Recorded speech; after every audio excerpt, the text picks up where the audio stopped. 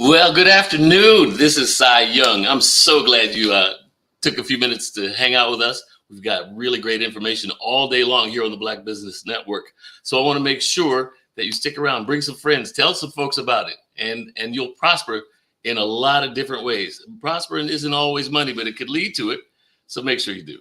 So my name is Cy Young. As I said, I am basically a radio. And when I first started this today, I forgot to say that I'm also a minister. So radio and public speaking and preaching have been in my background all of my adult life, although I think I was being prepared for it earlier than that. So I'm glad to see you. And as I mentioned, I want you to make sure that you bring some folks and tell them about it. Get the word out. You'll be glad you did. So we've got a really great guest today. I think that you're going to enjoy it. And by the way, I'll be moderating the rest of the session today. We've got speakers from North Carolina, London, Singapore, Africa, Japan, and cities all over the United States. The Black Business Network is a global community sharing its business knowledge to empower, inspire, and educate businesses about business. So today's speaker is none other than Kofi Obobi.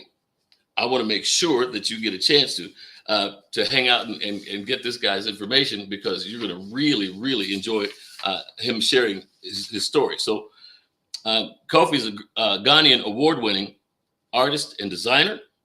He had his first international exposure when he designed and produced 20 trophies for the BBC Africa Radio Awards, and later the African Footballer of the Year trophies. Starting off as an artist and later being trained as a product designer, Kofi's art focuses on the use of art to solve problems. So I love to and will present to you Kofi Obobi. Thank you, Sai. Happy to be here. Nice to meet you too. Nice to meet you. Although I saw the trail of you guys having a chat. Did I get it right? Is it Obobi? Did I say it the proper way? Exactly. Excellent. Well, good. Thank you. That's extra points for me today. I never like to mess up anybody's name. I really appreciate you stopping through today. And we've got a lot of folks that are lined up that want to hear what you have to say. And so I'm going to get out of your way. I want to make sure that everybody else stays through this and check out Kofi. If you have questions, you feel free to ask them. And as I said, please share. And if you know somebody who's interested in design, make sure they get to them real fast, okay? So we'll be here for a little while. I'm going to move. Genius is coming. I'll see you on the other side. Thank you, family. Happy to be here. This is my story. I'm sure you learn a thing or two, and also be able to communicate that information to friends and family so that we all build this network. I started designing really cool shoes when I was 8 years old. This was because I only got to wear dressy shoes like Oxfords and wingtips. At that time, those shoes were thought to be ugly. Everybody was wearing All Stars or Converse, Nikes. For some reason, I was wearing dressy shoes. And so my classmates made fun of me. And so I wouldn't go for break times, whether it was a snack break or lunch break, because that is when everybody showed off their sneakers or their footwear. So I spent most of my time during break periods, or snack break, drawing sneakers. And I dreamt of one day wearing my own shoes or my own sneakers that I've designed and produced myself. These childhood dreams pushed me to study hard and go on to study industrial art in the university. And even though at that time my dad told me he couldn't really afford university education, in a way, I'll say favor came to me because I had good grades, I had help. I got support from somewhere I wasn't even expecting. A sister from Worcester had visited Ghana with their family, were family friends. And so when we had a discussion, she asked me, so what are you doing after senior high school? I said, this is what my dad is saying. He said, okay. So he said he'll see me the next day. And then the next day she came back and gave me $100. This was in 2002. And that got me into university. I was able to complete my first degree, and by the time I was about completing, I was able to make a good name for myself in Ghana. And so the BBC, the British Broadcasting Corporation, was going to have their first ever Africa Radio Awards, and I was awarded a contract to first of all design and produce the trophies for the awards show. It was held in Kenya. And then the next year in 2009, I was called upon to make the African Footballer of the Year trophy, which was won by Emmanuel Adebayo. He is of Togolese descent. Later in that same year, I had started a brand called OBJ Clothing and Accessories. And I went on to win the Ghanaian Fashion Entrepreneur of the Year, which at that time was organized by the British Council. And so most of my job around this period was with design and creating fashion brands for myself and then the community. And then I had artists or musicians where I live calling on me to create their brand for them, so most of which are even award-winning, BET award-winning artists from Ghana. But interestingly, I was misunderstood because I lived in a period where when you graduate from school, you have to go look for a job in a factory or in an office. So it was difficult for even my parents and people around me to understand what I wanted to do. You're done with school. Go look for work, But another thing that was really important to me was when I looked around in my community, I saw that there were lots of young people who haven't been able to go to school, but are doing well with business. They're trying to do something. And because I also had some difficulty in having people to support me, even have discussions about the business ideas or the design ideas that I wanted to have, and I did not have, I decided that one day I was going to set up an innovation hub. So I was asking myself, how would I be able to do this? So this made me decide to go and take some teacher training courses to teach. So I taught KG, kindergarten, creative art, and then primary school, and then finally, I was able to also teach in the university. So this was just to help me understand how people in my community think, so that I'll be able to develop short courses for these talented people who could not get the kind of education I was able to have. Now, what has guided me through most of the things I do is always finding a reason, finding the why. I always try to find a reason for doing whatever I do, even when I'm creating design for a project or a service or even art. I found out the why. Now, interestingly, this problem-solving attitude was kind of like multiplied when I met a former lecturer of mine who's of blessed memory, Mr. Emmanuel Ansa. He even lectured at the Pratt Institute of New York. He had retired, and so he came to Ghana and came to our department in the school, College of Art, to teach. And I was fortunate enough to have met him. He mentioned the word design thinking to me. So this is what has been guiding me unknowingly to myself, that I always found a reason to doing or creating whatever I was creating. Now, by 2011, I have started teaching creative art in primary school. And at the same period, I came up with an idea because I saw that there was kind of like a gap between those who wanted to own exotic automobiles and those who could afford to buy them and those who could not afford to buy them. So I brought my design expertise again, and then I told myself, what if I create sneakers that look exactly like these cars, but are still wearable, so that if people are not able to buy the cars, which many people will not be able to buy, maybe they can buy the sneakers or the footwear. So since that time, from 2011, I've been creating sneakers which are inspired by fast cars or exotic automobiles. Now, the idea was to sell the sneaker designs to car companies or sneaker brands. I was often guided by finding the why.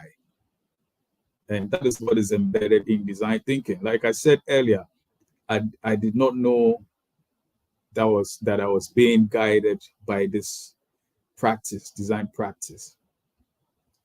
Now, what do designers do? Designers predict the future.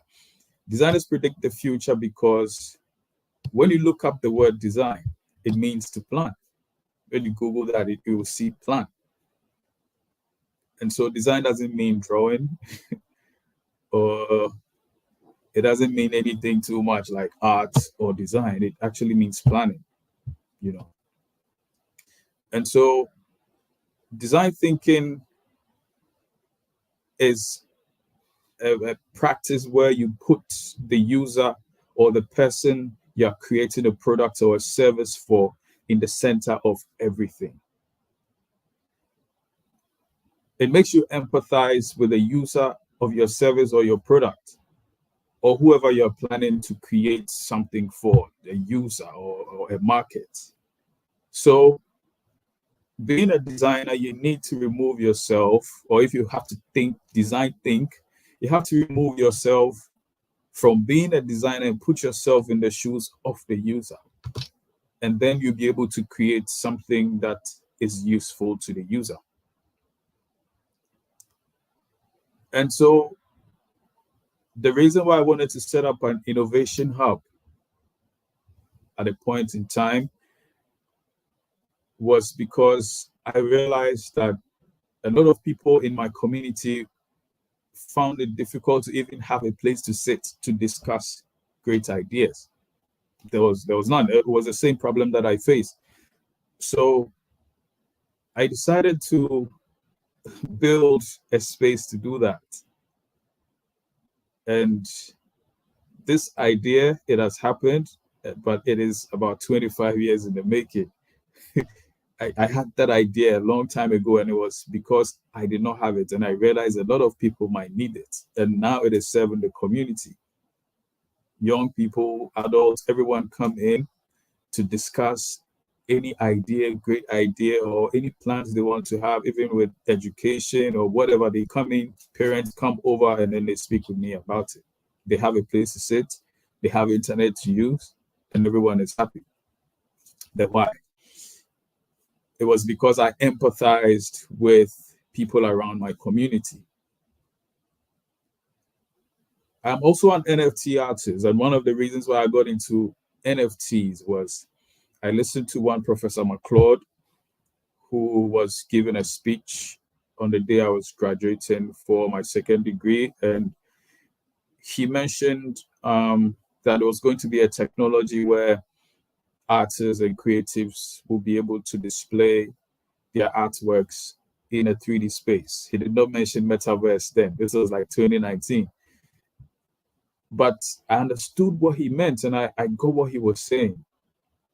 Because at that time, most of these sneakers and fashion products that I've created, because the designs were somehow futuristic, I knew it would be difficult to produce these shoes, in Ghana. And so I knew it could be done somewhere, but I didn't know where. So on the flip side, I was also remodeling stolen or lost African masks and printing them on t-shirts. But what Professor McCloud said at that day got me to research into every single mask that has been, stolen and is in museums elsewhere in Europe or places around the world, and remodel these masks and research into the backstories in a way that an African will be able to tell their own story, because that is what is needed. That is what Professor McClure mentioned, that this technology that is coming is an opportunity for Africans to digitally restitute their stolen artifacts or sculpture pieces. And this time, we will have the power to tell our own story. This is also going to spark conversations whereby it is going to get people to ask questions about the whereabouts of these actual lost artifacts. And so this was what my NFT was about. And I was able to get help from the community who bought into my NFTs. And I was able to put these stories out. Also, the proceeds from there was what I used to complete the Innovation Hub. Because at that time, the last funding I had taken it to school. So I had to finish the Innovation Hub. I was able to do that with NFTs. Now, I looked at the possibilities with restituting these, digitally restituting these masks, and I realized that there's been an existing technology, or a quite emergent one to some communities, 3D printing. So being a designer to being a 3D artist, I began to look into it. And then with my manager who supported me getting me my first 3D printer, we got a 3D printer, and I began to research into it to understand how it works. Because then I was thinking that if these masks would be returned, maybe we can give them a 3D printed version in their museums. So I began to 3D print these African masks, and that gave me the opportunity to work with a gallery in Germany for 3 months. Stayed in Germany for 3 months, 3D printing masks. All these ideas and projects that I've embarked on, I had the opportunity to do it because I was thinking design, if I should put it that way. Now, I'd like to tell you a short story about one person who learned it the hard way, to apply design thinking. And his name is Ernesto Ciroli. It was actually a TED talk that he gave. He said he worked with that NGO in Africa. They had worked for 7 years in Zambia, Kenya, Somalia, Algeria, and so many other African countries between 1971 and 1977. And he said this experience inspired a book he wrote titled Ripples from the Zambezi. Everything we touched, we killed. According to Ernesto Ciroli, when they got to the Zambezi Valley, instead of empathizing, which is the first point in design thinking process, to empathize with a problem or with the people you're solving their problem or the service you want to offer, he said they decided to go ahead and grow crops in the Zambezi Valley, which is a very fertile land. He said, we were happy, we are here. He said, we Italians decided to teach Zambians how to grow food. So they planted tomatoes, grew in huge sizes. But as soon as the tomatoes were ripe, 200 hippos came from the river and ate everything up. So they were alarmed, and thus they asked the inhabitants in the Zambezi that, why did you not tell us this is the problem you face? And they told him, you did not ask. Now, this is also in connection to a book that was written by one sister called Dambisa Moyo, who was talking about aid and whether it has helped Africa.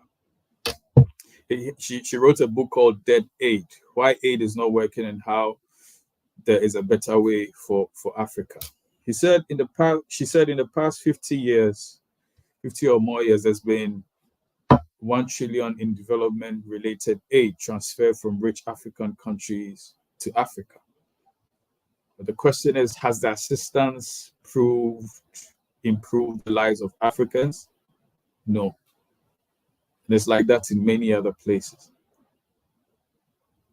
And one of the major reasons is that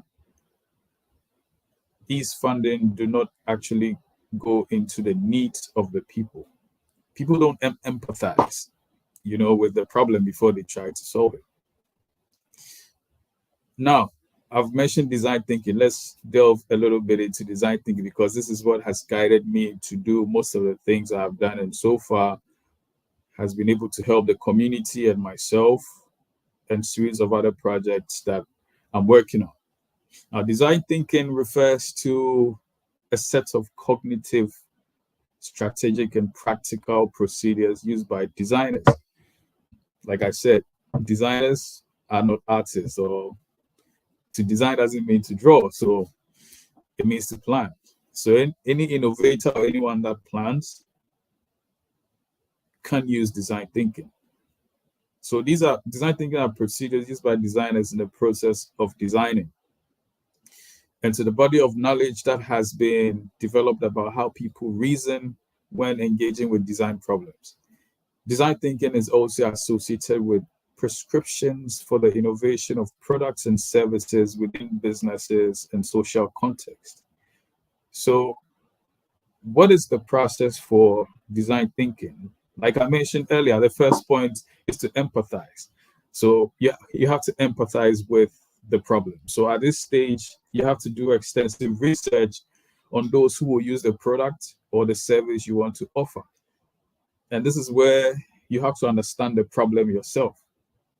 So sometimes you may have to go live in that particular area you want to solve the problem and have a feel of how the people there feel. Sometimes you may have to do what is called cultural empathy. You have to understand the culture of the people. Now, understanding the culture of those you are dealing with is very important because it removes all biases. The next stage for design thinking is to define. After empathizing, you define the problem.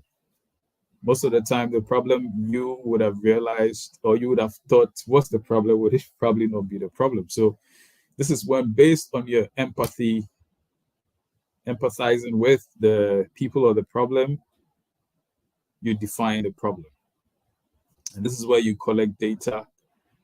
This is when you define the problem based on the data you've collected from the users or the problem that you want to solve.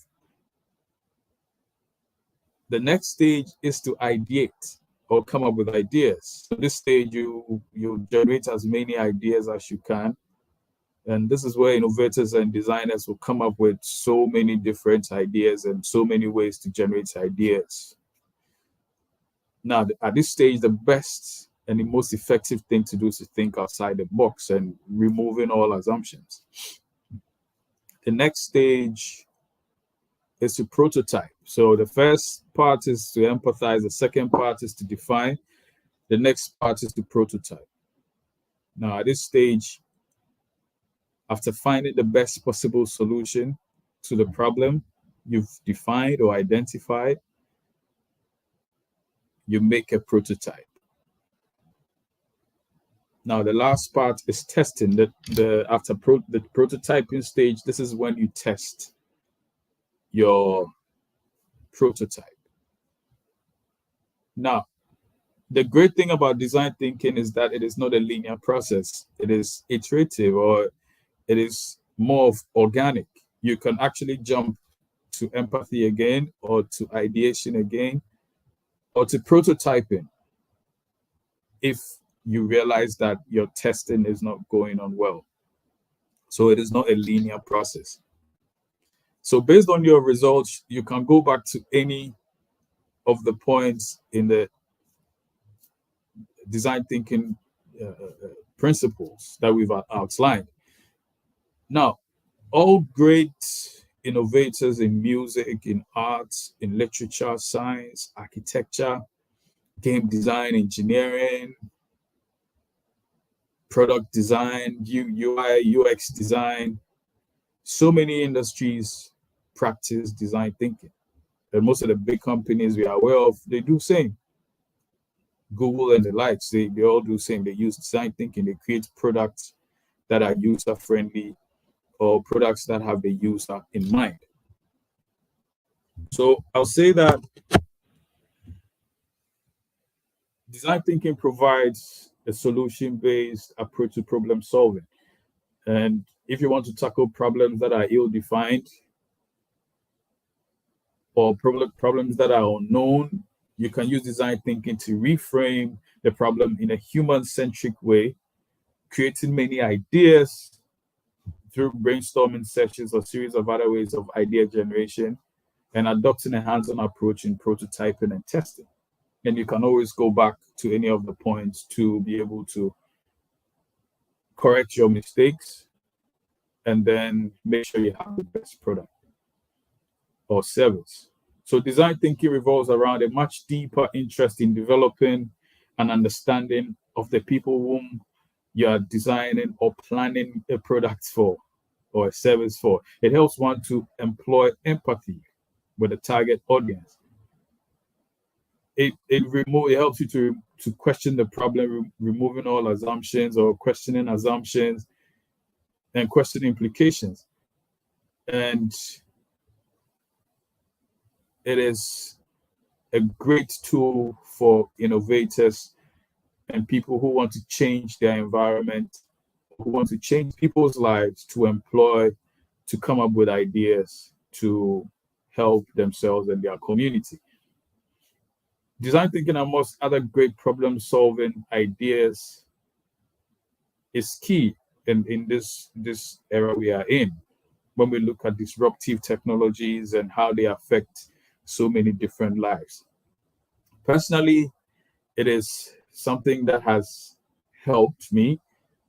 And like I mentioned earlier, unknowingly, it was guiding me to be able to create even art that solves problems.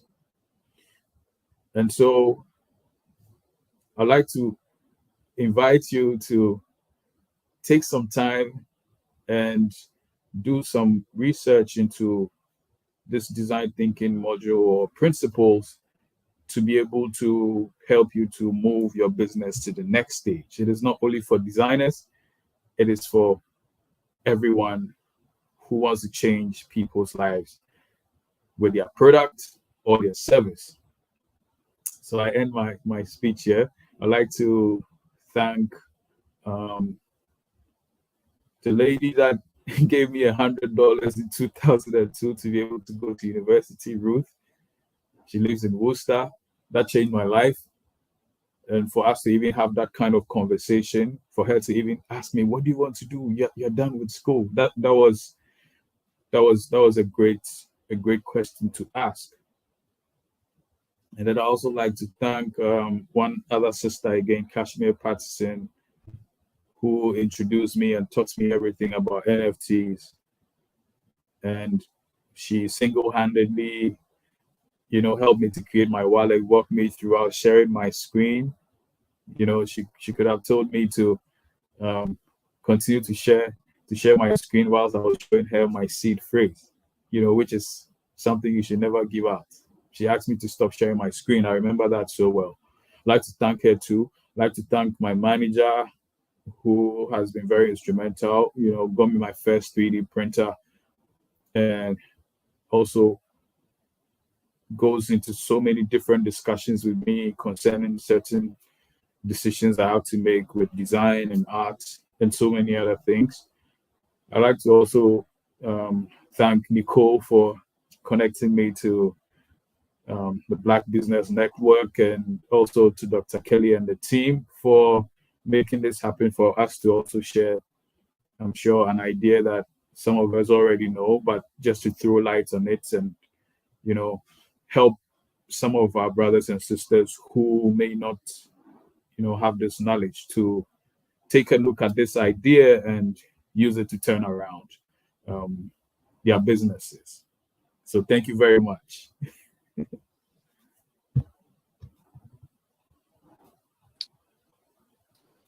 Kofi, thank you very much for your time.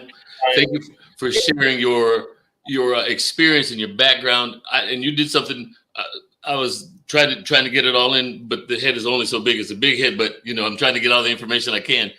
But your thank yous, you could feel that straight from your heart, and I always appreciate that, because a lot of times people do things and nobody acknowledges it. So I will acknowledge your acknowledgement. I think that was most excellent.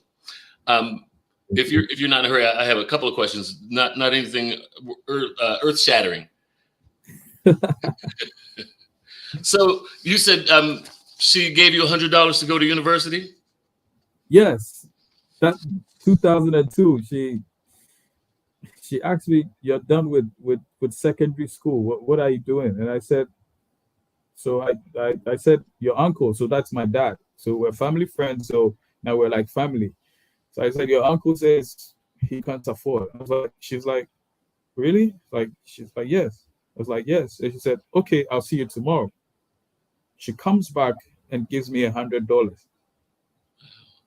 And that was my school fees, like, to enter university. I didn't have a place to sleep, so we call it perch. So you perch your friend who is nice enough to, allow you to also have a place to sleep. But she gave me that. I don't know what would have happened, like where I would have gotten that money to. So that was really impactful. And I mean, she's the reason why I'm here. Well, you've actually done just a little bit more than a small thing. So to you, is there an end game? Is money the end game, or not everybody finds success in money. They find success in helping other people. What about you? Yeah, for now, it is the right people, connecting with the right people. That I have a lot of talent and a lot of things I've developed. They are ready to hit the market, but the right people is the problem. So I have so many things sitting down, waiting for the right people. Even if I'm not able to do it, the next person who should handle it should get the right people to move with. So that is what I'm looking for now. That's my next stage of things. Connect with the right people, with the right business mindset, so that we can build something huge that even when we are no more in this world, we can still continue to impact our people. That's the whole idea. Well, I think you're on. Not I think. I know you're well on your way, and we really appreciate that you took the time here on Black Business Network for the Black Business Olympics today. And so I'd like to make sure that folks have your contact information if it's available. Do you have a website that you use? So I'm doing Twitter now, because I want to move with the right people. So I don't want to jump into getting a website now. So Twitter at OBJ Clothing, and on Instagram it's Kofi Obobi, at Kofi Obobi. And of course through email, realkofiobobi@gmail.com. I know this is a task. Would you hit him for me one more? I'm big on the repeat. Hit him for me one more time, because people, when they hear it, they don't have a pen in their hand and they're not recording. So if you will. Right. On Twitter, it's at OBJ Clothing. CLOTHING Clothing. At OBJ Clothing. And on Instagram is at Kofi Obobi. So KOFIOBUOBI. And through my email, it's realkofiobobi@gmail.com. Awesome. Thank you so much for your time. Thank you for your expertise too. I know one other designer, and I think you'll see each other at the top. I'm sure you will. Definitely. Be Thank you, blessed. sir. I appreciate the time. Thank you. Thank you. Ladies and gentlemen, that was Kofi Obobi. Kofi is a designer, and if you get a chance, get in touch with him and check out his work. Check out his wares, if you will. Okay. So there's a lot going on. We've got more speakers coming up this afternoon. I want to make sure that I thank everybody who's participated. That will definitely include our sponsors. And I'll get to that in just a second, but I want to make sure that you know about the scholarship that's going on that is being done through the Black Business Expo and Black Business Network. So I want to make sure I give you this information, okay? The Black Business Expo's mission is to raise funds for high school seniors going to college or K through 12 entrepreneurs. This expo, this one, is a fundraiser for students. Then you can go to blackbusinessexpousa.com, blackbusinessexpousa.com in order to donate to the scholarship fund or use Cash App. It's also on the screen. It says $BBXUSA, $BBXUSA. Either way, contribute and get your friends to too. We appreciate that. It's going to a really good cause. So the goal is to give laptops to up to 10 laptops and up to $5,000 to U.S. students, to 10 students. 10. That's a lot. That's a really nice thing. When did you get your first laptop? And some folks are saying, I still don't have it. Well, maybe you should get registered then. Students can register online at blackbusinessexpousa.com. blackbusinessexpousa.com. So make sure that you take care of that, okay? Now I want to say thank you to some sponsors who have really been generous, and we appreciate that. So to these folks, a very hearty and heartfelt special thank you.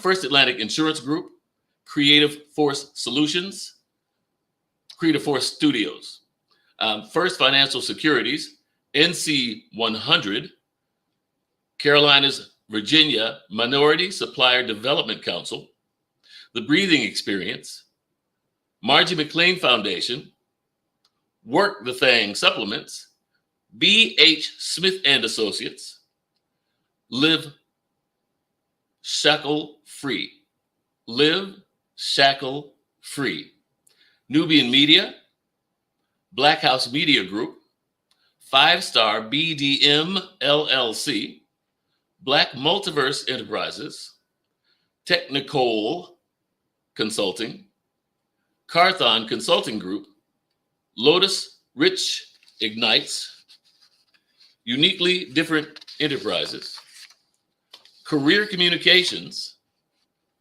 STEM City USA, Artistic App Design, I Define TV, Lee Entertainment, Genius is Common, and Black Business Expo USA. Genius is on the other side, and Genius is common, and I'll see you on the other side. Hello, my name is Kiasi Helm, and I'm 14 years old. I think my genius would probably have to be setting goals and achieving them. I say this because ever since I was young, I always wanted to be an author, and at age 11, I ended up achieving this. But not only did I end up becoming an author, I ended up becoming a public speaker, a publisher, a business owner, all these great things. The name of my business is Written by Kids Publishing Company. I decided to start this company because I thought it was important for me to help kids my age express themselves through literacy and just achieve their own goals. Because to me, achieving goals is the best thing in the world to feel. It's you just achieving things and aspirations that you set for yourself. And I know that everybody is capable of this because even if you don't end up achieving the goal, you still tried your best, and that's the most important thing. And everybody is capable of this because genius is common. Thank you.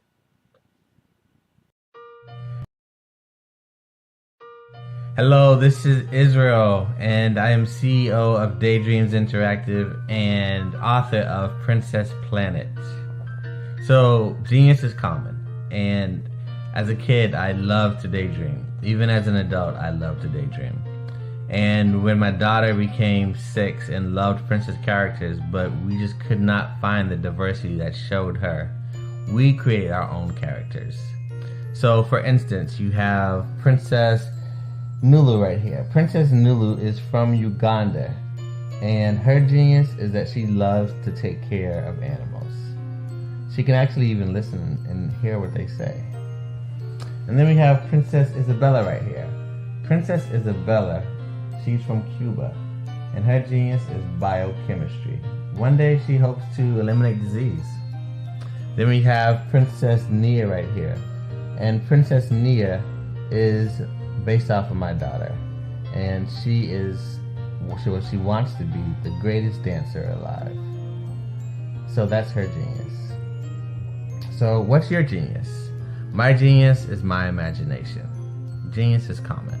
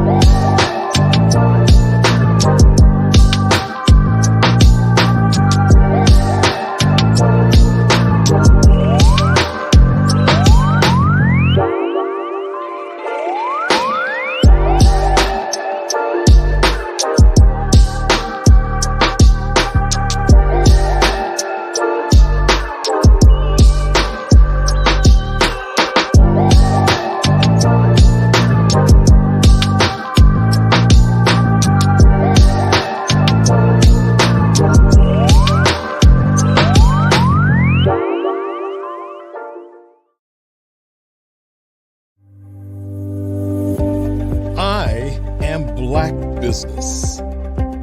From the moment I wake until the time I sleep, I am black business. I am black business. Are you black business? I am black business. Do you support black businesses? I support black business because I am black business. Black Business Expo, one of the largest business showcases in the history of black business in the world. Sign up today at www.blackbusinessexpousa.com or call 919-308-9090. I am black business.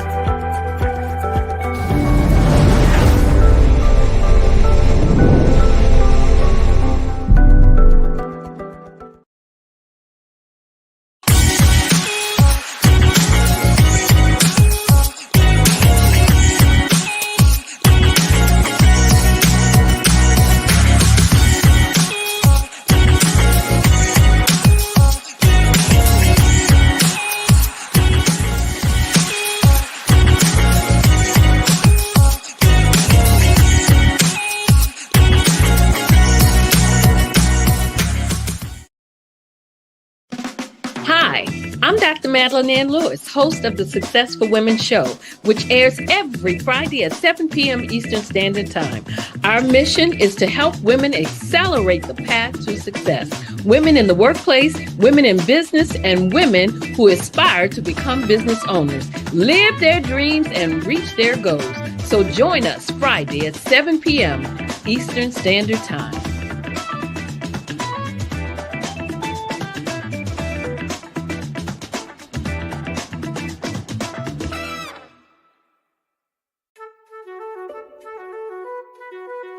This is Dr. Arnold T. Petsworth. Yes, that's his given name.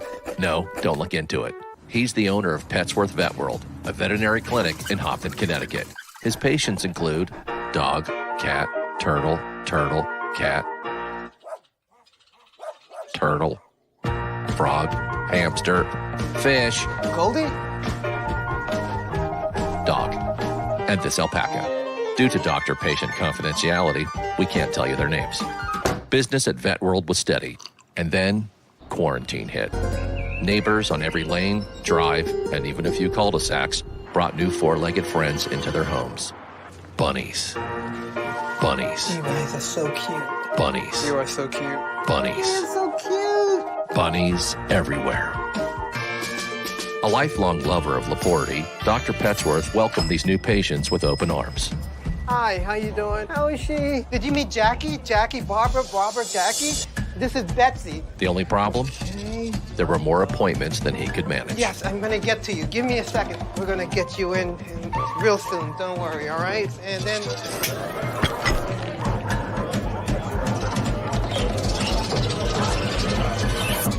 That's when Dr. Petsworth turned to his American Express business card, which offers spending potential that's built for his changing business needs. He decided to hire a new assistant, Julio, who's actually more of a bird guy. But that's just between us. And with spending power built for business purchases, he used his card to furnish a new exam room with extra tail space. Together, Dr. Petsworth, Julio, and American Express Business made sure all the pets of Hopton got the love and care they deserved. All right, Julio, man, that was great, man. And everyone was happy. Especially these guys. Get the card built for business by American Express.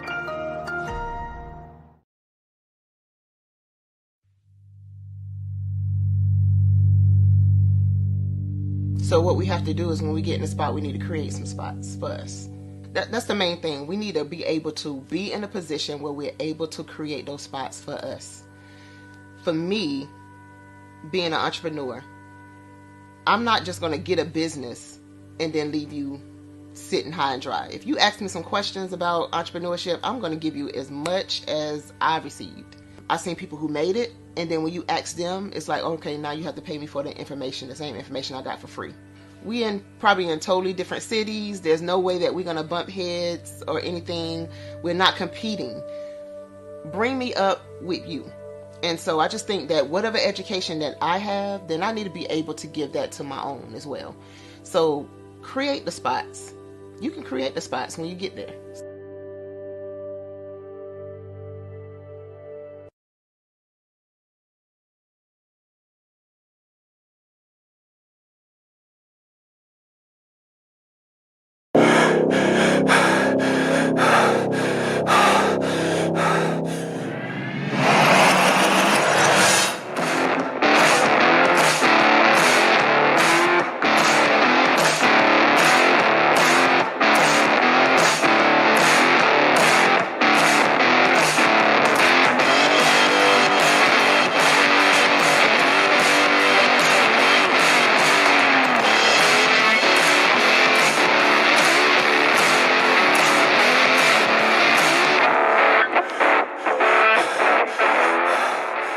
This is your time to get what you want. Go work that thing with Work That Thing supplements. I am Black business. From the moment I wake until the time I sleep, I am Black business. I am Black business. Are you Black business? I am business. Do you support Black businesses? I support Black business because I am Black business. Black Business Expo, one of the largest business showcases in the history of Black business in the world. Sign up today at www.blackbusinessexpousa.com or call 919-308-9090. I am Black business. I am Black business. From the moment I wake until the time I sleep, I am Black business. I am Black business. Are you Black business? Did you know that entrepreneurs all around the world just want to be seen, heard, and provide great service? Well, I know that there is an expo that's going on to help entrepreneurs all around the world do just that and much more. Hi, I'm Dr. Lotus Richey. I'm the CEO of Lotus Richey Life Coaching and Consulting, along with being the show host of the Lotus Richey Ignite Show, news you can use and bring who you are. And today I'm bringing to you some amazing information about the Black Business Expo USA, hosted by none other than the remarkable Dr. Eric Kelly. And I welcome you to jump on board this wonderful train that is helping unite businesses all across the planet during the Black Business Expo USA. Here's a word from the CEO of the Black Business Expo, none other than Dr. Eric Kelly. Hi, I'm Dr. Eric Kelly III, and I'd like to invite you to the Black Business Olympics. The Black Business Olympics, one of the largest business showcases in the history of Black America in the world. It gives your company an opportunity to showcase, to market, to advertise your products and services worldwide. And for those who would like to speak or be a vendor, corporation or company, I implore you to give us a call at 919-308-9090 or go to our website, www.blackbusinessexpousa.com. My genius is understanding your vision and utilizing your vision to help you earn a profit. The Black Business Expo is changing my life. This year, they are giving away laptops and even $5,000 in cash to students just like me. I'm Alexis, and I want to go to college to fulfill my dream of becoming an entrepreneur. Help the Black Business Expo going to www.blackbusinessexpousa.com and also becoming a vendor, a sponsor, or donating.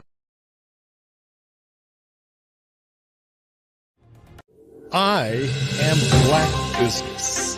From the moment I wake until the time I sleep, I am Black business. I am Black business. Are you Black business? I am Black business. Do you support Black businesses? I support Black business because I am Black business. Black Business Expo, one of the largest business showcases in the history of Black business in the world.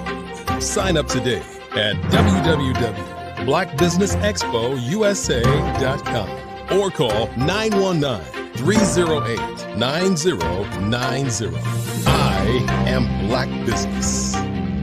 I am Black business. From the moment I wake until the time I sleep, I am Black business. I am Black business. Are you Black business? I am business. Do you support Black businesses? I support Black business because I am Black business. Black Business Expo, one of the largest business showcases in the history of Black business in the world. Sign up today at www.blackbusinessexpousa.com or call 919-308-9090. I am Black business. I am Black business. From the moment I wake until the time I sleep, I am Black business. I am Black business. Are you Black business? I am Black business. Do you support Black businesses? I support Black business because I am Black business. Black Business Expo, one of the largest business showcases in the history of Black business in the world. Sign up today at www.blackbusinessexpousa.com blackbusinessexpousa.com or call 919-308-9090. I am Black Business. I am Black Business. From the moment I wake until the time I sleep, I am Black Business. I am Black Business. Are you Black Business? I am Black Business. Do you support Black businesses? I support Black business because I am Black Business. Black Business Expo, one of the largest business showcases in the history of Black business in the world.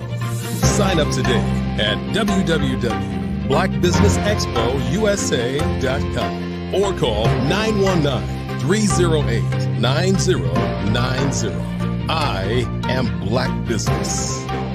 I am Black Business.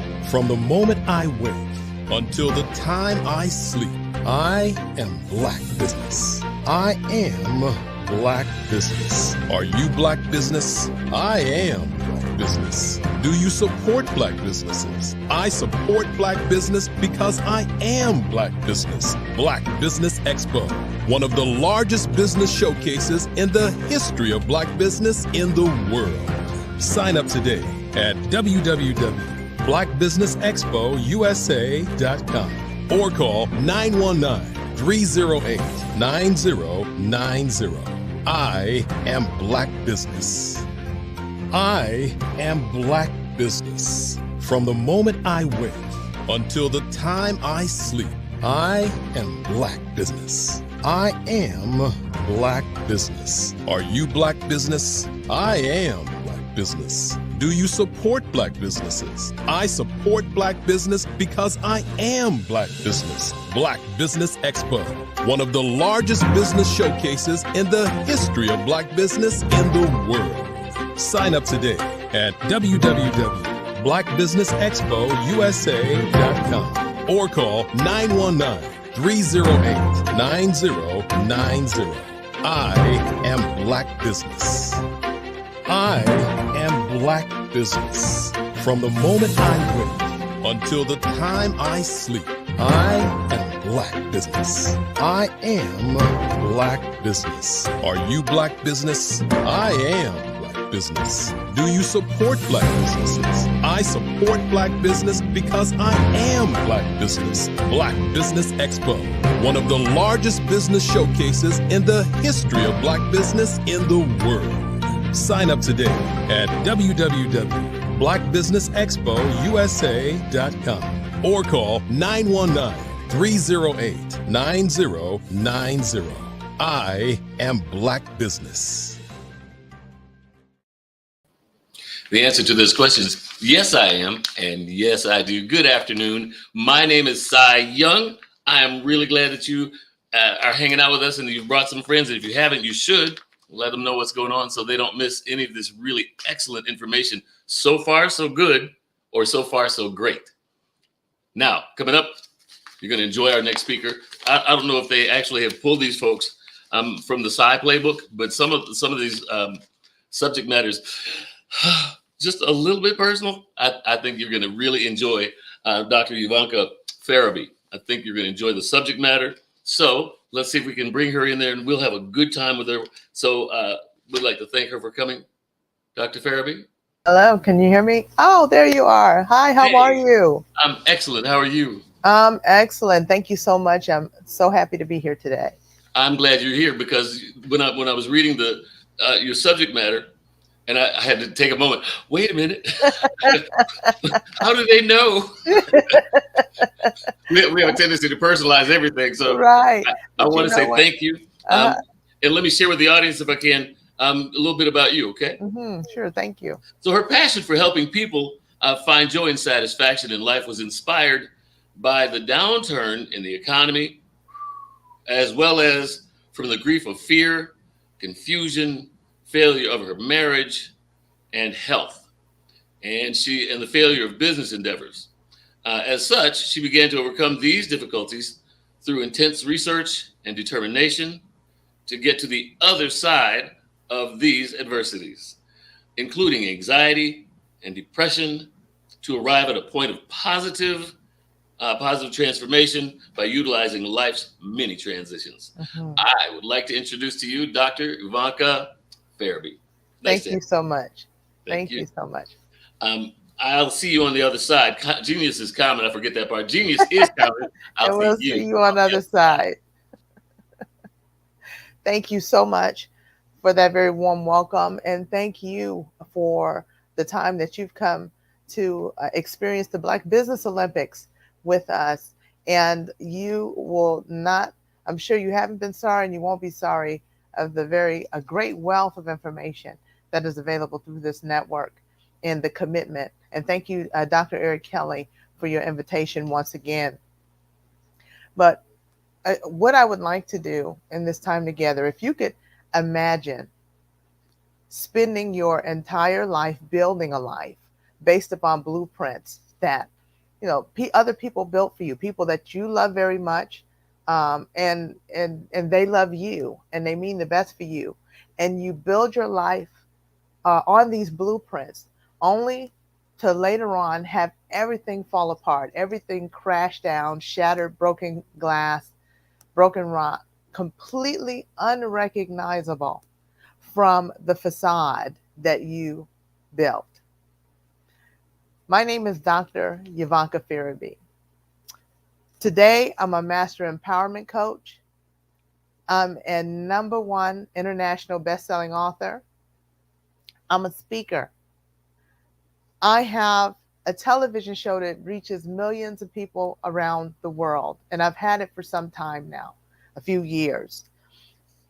I'm a prison chaplain, and I have a nonprofit organization by the name of Beyond the Shackles, and we focus on instilling hope in the incarcerated, disenfranchised, and their families. And we help them to turn around their mindset so that they have hope and skills for a better future. But it wasn't always that way for me. And in this time that I'm going to spend talking to you, I want you to think about your own hopes and your dreams. Because there was a time that I did not dare do such a thing. I was so gripped by fear that I allowed mediocrity to catch hold of me and force me into a corner. And I knew I was capable of more. But because of that fear, I just always settled on good enough and doing what was good enough, and then following what someone else gave me to follow by way of a life plan and not having my own life plan. And so I always settled. And I was born and raised in the city of Chicago to my parents that were there. My mom was a part of the Great Migration in the 50s. Many of you know about this and can relate to it, but she was one of the bunch in that time period that left her farm life in Mississippi to get one of those good paying, regular paying, stable jobs in the factories that were very plentiful back then. And so you got your pension and your regular income, and that was the goal. And in 3 days' time, my mother was 19 years old at the time. She was able to get one of those jobs. And at that factory, she met my father. And he was a Chicago native, but he was also reared very much the same. You get a job and you get your pension and you get your regular paycheck and you collect it all at the end, and that's your life, that stable life. And it's not a bad life, and it's one I respect very much. However, there is a time, what happened is my parents, although they divorced when I was 4 years old, they did not stay together, but they instilled in me that education was important. That was something that my mom wanted to do at a young age, but because of life circumstances, it just would never happen for her. Wouldn't happen for her. And so, but she always instilled in me that education was important. So that's what I did. I went to college like many of you did. I graduated in business, and I went to work for a Fortune 500 company. At the time, that was the goal. You get one of those good Fortune 500 company jobs. So I did, in the engineering organization.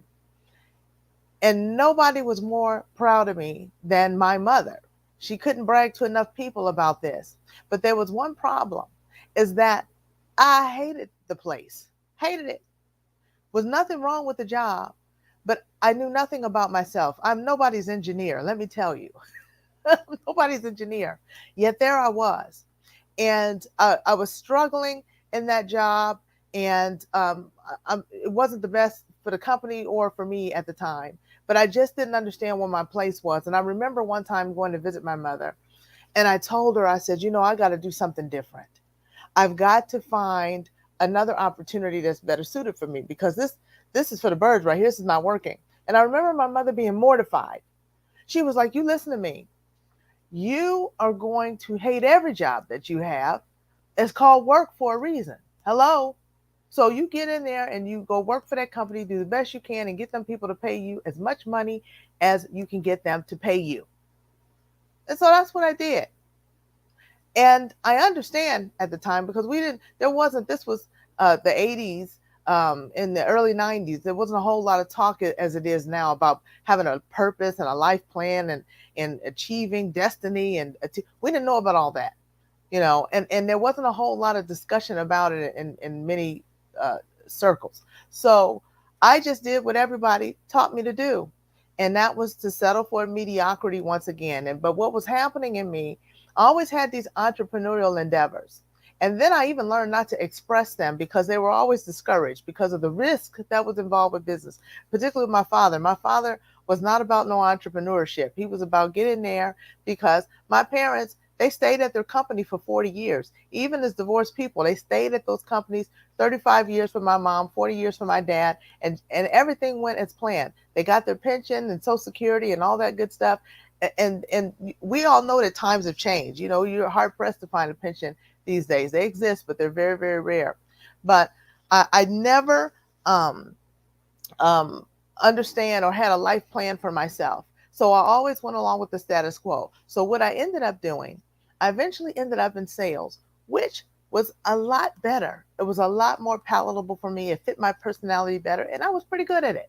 And so I did this for a number of years. I ended up in professional sales, and I was making a six-figure salary for a long time. I was pulling in a six-figure salary at a pretty young age. But those entrepreneurial desires that I had, the things that were calling from my heart, I was always pushing it down because I was afraid. I was afraid that if I were to act on that, how, you know, what about my lifestyle? I had built a whole life around that job. I've built a whole life around the corporate career. And if that's what you love to do, it's A-okay. And it's okay that you be the best that you can be inside the career that you've chosen. But for me, I knew I was supposed to do something else. But because of my fear, I always hesitated. And I would never do what it is that I believe that was true to my heart to do. So as a result, when the 2008 economy crashed, I didn't have to make any decisions. They were made for me. I lost that six-figure job, was laid off, that I thought I could never do without. By this time, I was married about 12 years, and it was a tumultuous marriage just in general. But, you know, it was a stressful marriage. And this situation, it just buckled under the weight. So now I'm looking at a divorce, and I'm looking around, and I had no life plan. I had no life plan. So what did I do? I was operating on the fumes of fear and desperation, and I opened up a business. I said, this is going to be my chance. I'm going to open up an insurance agency. You could probably guess it didn't go well. One, because the decision that I was made under circumstances where there was no plan. So I reacted instead of responded. And there's a difference. And there'll be times in life where we have to react. We have to pivot. But when you have no life plan, life happens to you, and you just have to scramble around and figure out how to survive. But when you're intentional about your life and you have a life plan, you have something to pivot from. Even if you're not acting in a moment, you have some clarity because you've given some thought to your life. I didn't have any of that going on. I just saw that I wanted to be an entrepreneur, and insurance, you know, I had been a real estate investor as well. So I had some inkling of what insurance does to protect people. And I always wanted to do something that was good to help people. But I opened this business. I didn't have a mentor. I put all the eggs in this basket. I took my severance that I had left and my retirement. I opened this storefront business. And because it was not my purpose, it was not, I didn't have a life plan. It was 7 years of toil. 7 years of toil, plus I signed a pretty rotten contract. That's a whole nother conversation. But it's the things that happen to a person when you don't do your due diligence and you don't plan and you're reacting to life instead of responding to life. If you're being proactive for one, and then something happens, you can respond to what's happening with some level of education, with some level of sense of what you desire from yourself, so you're not in such a panic. And I was in a panic. So I found myself after 7 years sitting in my office.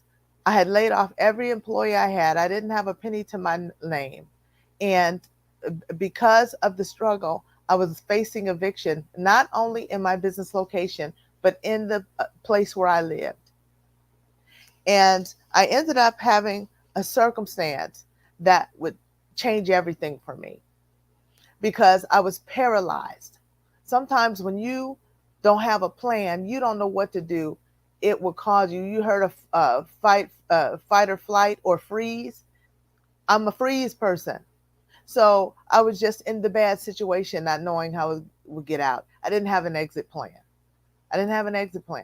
So I had a situation in my office where my family was visiting from out of town and witnessed me get served a notice to vacate in my business. And I was mortified. If the ground could have opened up in that moment, I would have accepted it. But this is what happened, because everything turns around for your good. I was willing to finally do something that I had never been willing to do before, and that was to let everything go and start from scratch. Let the chips fall where they may. And, when everything cleared, all the smoke cleared from my situation, there wasn't a thing I recognized about my life. Nothing. But that was exactly where I needed to be.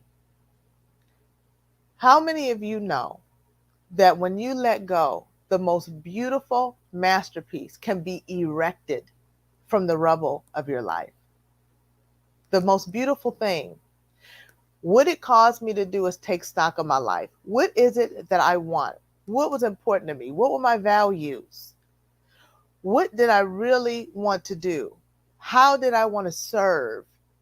What is it that I wanted to contribute to this life? The reason that I'm here versus not going on to be with the Father.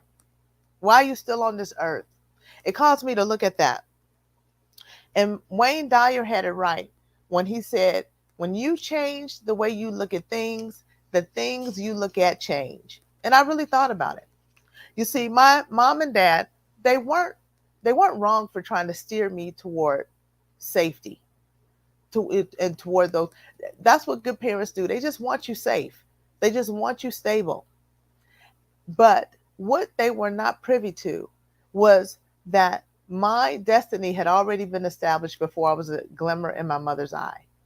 And that was going to be my job to define. It was going to be my job to define. And I realized my life was coming for me. And I was going to have to define my own existence, not by what somebody else wanted for me, what somebody else wanted me to do.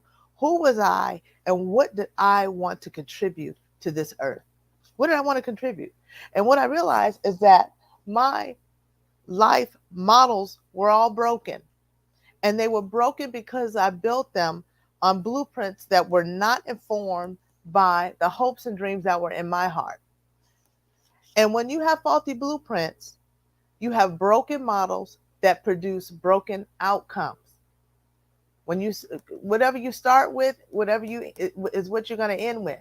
And the outcomes are broken. For instance, if your career and your entrepreneurial models are broken, your productivity and your profitability is going to suffer.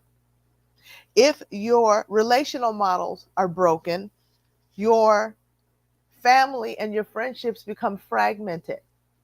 If your spiritual models are broken, your heart can become heavy and you can become weary. and your mindset is going to suffer. Your life is coming for you. And no matter what is thrown your way, you have to define and establish the models that inform your life. You have to define it. So make a promise to yourself. Be self-definitional. Be self-definitional. Things are going to happen to you. They happen to us all. They happen to us all. And the events and even the tragedies that occur will give you an opportunity to rethink your life. You can see your life from a view that'll help you identify the blueprints that you are living from versus where you want to go. Not just the surface facades, not just the stuff, the window dressing, all the stuff that I had when I was living a life that was not true to who I was. There was a whole lot in that facade that people thought it was great. And there were some great aspects. Don't get me wrong. I was grateful. But I was hiding behind what the truth was. And so this also allows you to look at your mindset. What's your heart condition? Are you complacent? Are you afraid to bet on you? Are you addicted to direct deposit? I love direct deposit. That every month, every 2 weeks. But it is a false sense of security when you're in a situation where somebody can just make a decision. Make a decision that they can come in and give you a pink slip at any moment. So it can appear to be a sure thing when it's not a sure thing. Once you think about yourself and your purpose, what is your purpose? What are you willing to sacrifice to live your truth? What are you willing to sacrifice to live your dreams? You have to be willing to do for 2 to 3 years what most people are not willing to do in a lifetime. Most people will go to their graves wondering, what if? But not you. I know if you're participating in this program, this is not who you are. Miles Monroe said that when you press through your fears to live your purpose, you rob the cemetery of your hopes and dreams. Every witty idea, every invention gone into the ground. He talks about how the cemetery is the wealthiest place for people who have not lived their heart desire, their dreams, the things that God put inside of them, that they're to make a difference in this earth. Frederick Douglass said, we may not get everything we fight for, but everything we get will be a fight. And that's the truth. I had to fight to rise up from the rubble when my marriage was broken. I had to fight to rise up from the ruin of financial ruin. Rise up from the rubble of financial ruin when my business did not go as I planned. I had to fight to rise up from the rubble. In 2019, I was diagnosed with triple negative breast cancer on top of everything that was going on. And I'm cancer-free today, thank God. But what I want you to derive from what I'm telling you is life is a fight for territory. And whatever you are not willing to fight for, what you don't will automatically take over. There's no neutrality in it. It's not neutral. It's not neutral. So I want to encourage you. Things are going to happen to you, but don't stop. Show up front and center for your life. Don't stop. Commit yourself to the commitment. Because the chicken was involved, but the pig was committed. You have got to be committed. Be willing to go to battle for your hopes and your dreams. But battle requires courage. Take good courage. You have every capability to achieve everything that you desire in your heart. Because God wouldn't have put it there if it wasn't achievable. Now you're going to need him to do it. Because it's going to be beyond you. Because the things that are inside you are going to benefit mankind. It's not just going to benefit your four no more. It's not just about what's going on in your house. The things that is put inside of you are meant to solve issues of the world, to help elevate people, to bring them to a greater place. You automatically benefit. But the things that are great that you have inside of you are going to benefit the masses. And so you want to bet on you. If 1,000 people don't believe in you, you don't need to be counted in that number. You believe in you and you bet on you. But I'm going to tell you this, it's going to cost you. It's going to cost you. Whenever you raise your head up and you discover that you are charting a course that you had no idea that you were so far off track, it's going to require some courage to go where it is that you really want to go. So be willing to let go. Don't be so firmly rooted in the ground that you can't be guided and directed in a new and greater direction. Don't dig your heels in so deep. Be willing to let go and be willing to build a blueprint for your life that is new if it is necessary. That embarrassing moment with my family, with that process server, it snapped me out of my stupor because I was in a lifelong stupor that I honestly believe if that had not happened, I'd probably still be in it today. But Kevin Roberts said, life is a grindstone, and whether it grinds you down or polishes you up is for you and for you alone to decide. You have to decide if the adversities that you experience in this life is going to grind you down or if you allow it to polish you up. And I know you have it in you to allow it to polish you up. I decided that I would not be grinded down by mediocrity any longer, holding tight to my fears because I'm just so afraid to change. And I made a decision to get off of that hamster wheel, chasing goals that did not honor who I was at my core. And I began to get intentional about getting down to the brass tacks of what my values were and how I was going to find a way and engage in a plan to live true to those values. I had to figure that out. And so you might say, okay, Dr. Ivanka, how do I start doing that? How do I even get started? And the late Jim Rohn said, it's the best place to turn your life around is to start with your mental I should list. I should write that book. I talk to so many people as a coach. I talk to so many as a coach that they want to write a book and God has given them a book and they have a book idea and a business idea. Start there. Start with writing the business plan for the thing that you really want, not the dumbed down version that you think. I mean, the kind that if the money is no limit, the time is no limit, begin to write the business plan for that. And you don't have to worry about where the money is going to come from. Let me just share that with you. It's your plan. You don't have to show it to anybody else, but don't shave it down based upon what you can start right now. Allow yourself to dream and allow yourself to do the numbers and face the numbers. Let me share with you something about that. Face the numbers. I don't care how many millions of dollars it's going to take to bring that invention to pass, to bring the business to pass, to bring the service thing to pass. Do it and watch. You'll be surprised what comes from that and how you can reverse engineer your way into living your hopes and dreams. You can do it. You can do it. So I want to encourage you. So if, watch God work on your behalf. Sometimes people don't understand their purpose. Why do you exist? What difference do you want to make in the planet? When you think about purpose, what difference does it want to make? Because everybody doesn't know what they want to do. Sometimes people are at a loss and they're trying things and they're picking things, and it's okay. We learn from all that.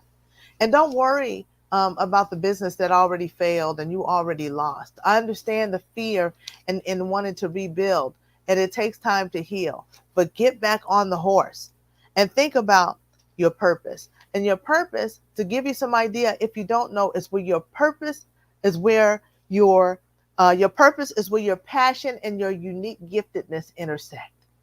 What are you passionate about? What causes does not enable you to rest? As a prison chaplain, I've run through some situations when I go inside of those prisons. And there's certain injustices that people think they're bad. It's like, oh, that's too bad, but they can move on with their life. But there's certain aspects of it that will not leave me alone. And I know that is something that I'm to do something about. That is something that I have it in me to solve the problem.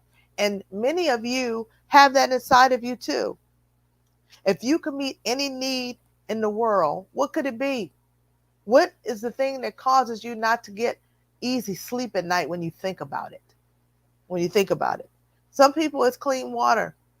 Just the thought that people don't have clean water drives them bananas. Other people, they believe it's a horrible thing, but they can just move on to something else. But if it's bugging you to an extent, what are you going to do about seeing that people get clean water? Those are just some examples. Those are the examples. What type of people do you like working with? You like working with children? Do you like working with, women, that are of a certain age group?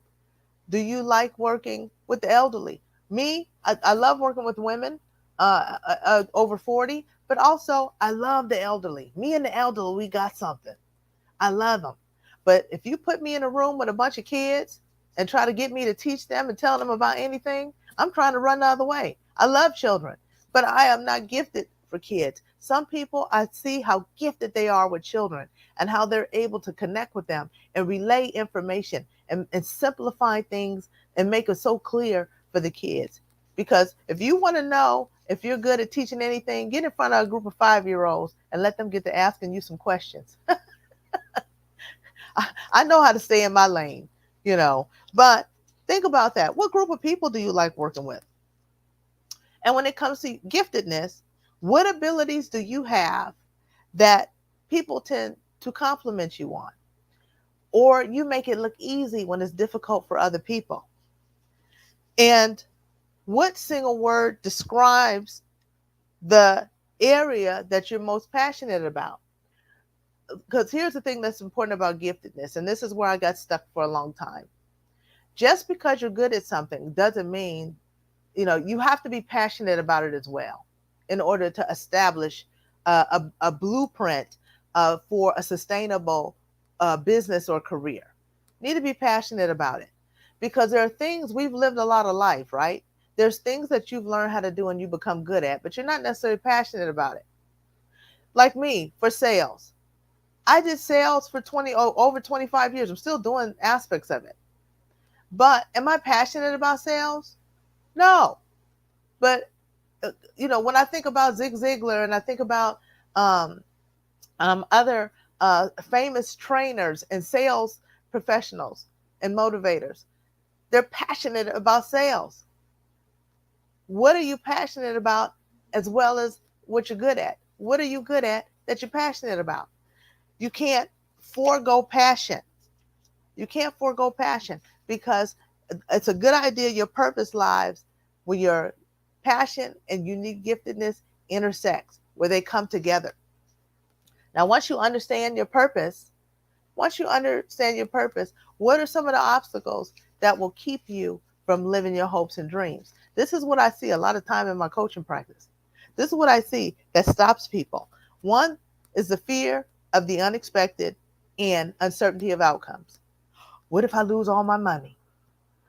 What if I put myself out there and I'm embarrassed and everybody's telling me? And see, I experienced all this stuff. Because people can be cold-blooded, so you can't care about what people think that don't pay your bills. You got to be true to yourself, and you also be willing to periodically. Sometimes you might have a little bit of egg on your face, but it'll develop your character. That humility, you're going to need it to rise to higher places. And manage the responsibility and the anointing on your life responsibly. So don't worry about that part. Some people worry about what if I can't pull off the vision? What if it's too big? What I see a lot of times is people have an idea to do this big thing, but they say, oh, that's too big. It's unrealistic. So I'm only going to do this thing. And that little thing is not going to fulfill them because it's not what they're supposed to do in the first place. And you can build a plan to get to the big thing. Doesn't mean you're going to do the big thing tomorrow, but it means that you need to be intentional. If that's what you really want, what is it going to take? What is it going to take? I've got to a place, I don't tell myself no for anything. I'll listen, to God if I feel like he doesn't want me to do something, or I'll take wise counsel because I've learned from not having wise counsel and people in my life who could speak into my life, who could serve as mentors, people who know more than me. I can do that. But in terms of just telling myself no for no good reason, absolutely not. Absolutely not. So what you want to do is don't fear the unexpected. There's wisdom in fear. So some people will say, do it scared. I understand the concept of that. But what I'm asking you to do is get the wisdom out of fear and be able to separate what in fear is something that is a true fear. Because when you're hesitant about something, usually it's a problem that just needs to be solved. It's solvable. There's a solution there. So then what's the plan for the solution so that you can get past that? And then there is the irrational boogeyman stuff that makes absolutely no sense. So evaluate it. And the stuff that makes no sense, you're going to have to work on your mindset. Those are mindset issues. We work a lot with that in my practice. As a matter of fact, even before we move on to a lot of our business planning, we work on the mindset first. Because you can never go where your mind has never taken you. And if your mind keeps you limited in a space and keeps you in a box, you have to be able to look to see what the reason for that and how we get past it. And it can be done. Another thing that holds people up is the assumption that life will never change, that everything is going to stay the same. So there's no planning of a life at all. And it's important to think about what's important to you in your life. It's important to make the vision plain upon tables and write them down, even if you're not going to do it today or tomorrow. I have a story that I experienced early in my career, and it was a corporate job I had, and this particular company never had layoffs. They never had layoffs, and this was the first time they were, maybe little ones here and there, but this is the first time they were experiencing a big layoff. And this was the early 90s. And, layoffs are a part of, just the business planning structures today. But at this time, other companies had started doing it, but not this one. We were a people-oriented company. And what happened is the day came that they announced major layoffs, and they were going to go around and tell everybody, who was going to be laid off. And so we were all working, wondering if we were going to be the one to get tapped on the shoulder. And I saw them tap this one woman on the shoulder, and she was an older woman who had been with the company 40 years, almost 40 years. And they were laying her off 1 week before her 40th anniversary because they wouldn't have to give her the lion's share of her pension because they did that. That was the first thing that I noticed. And there were several going on. But the second one, this poor guy passed out. They had to call an ambulance because the anticipation of the layoff plus the layoff was too much for him, because his wife had just had a baby. They had a little toddler. No, not a little toddler, a little 2-month-old. And when she came back from maternity leave at her job, she was laid off 2 weeks prior, and now he's laid off. So now their household are looking at 2 people with no jobs. And it was too much for him. That was it. So basically he passed out. But I'm going to tell you about this third one. There was a man that we knew. He had a hobby, a classic car restoration business. He always had the magazines. That's all he talked about with the guys at the office. He talked about all the different classic cars. It was a passion of his, but it was a hobby, and he would get money for restoring cars and working with his friends. But he got tapped on the shoulder, and when he went into the office, he came out and he looked relieved. And what I had learned later is that he had been for years with his wife trying to figure out how they were going to transition to this classic car restoration business. And it just didn't make sense financially for them. But they always made plans. They always knew how much money it was going to take. They would do things part-time and not even knowing how this was going to ever open up for them, how it was ever going to be possible. And when this situation happened, they were able to seize the opportunity. They were able to seize the opportunity in something that's devastating for most people. He took his severance and he went full-time in his classic car restoration business while his wife worked full-time. And then maybe a year and a half later, they were doing so well that she was able to retire from her job to join her husband, and they lived their dream. But it was because they had a plan.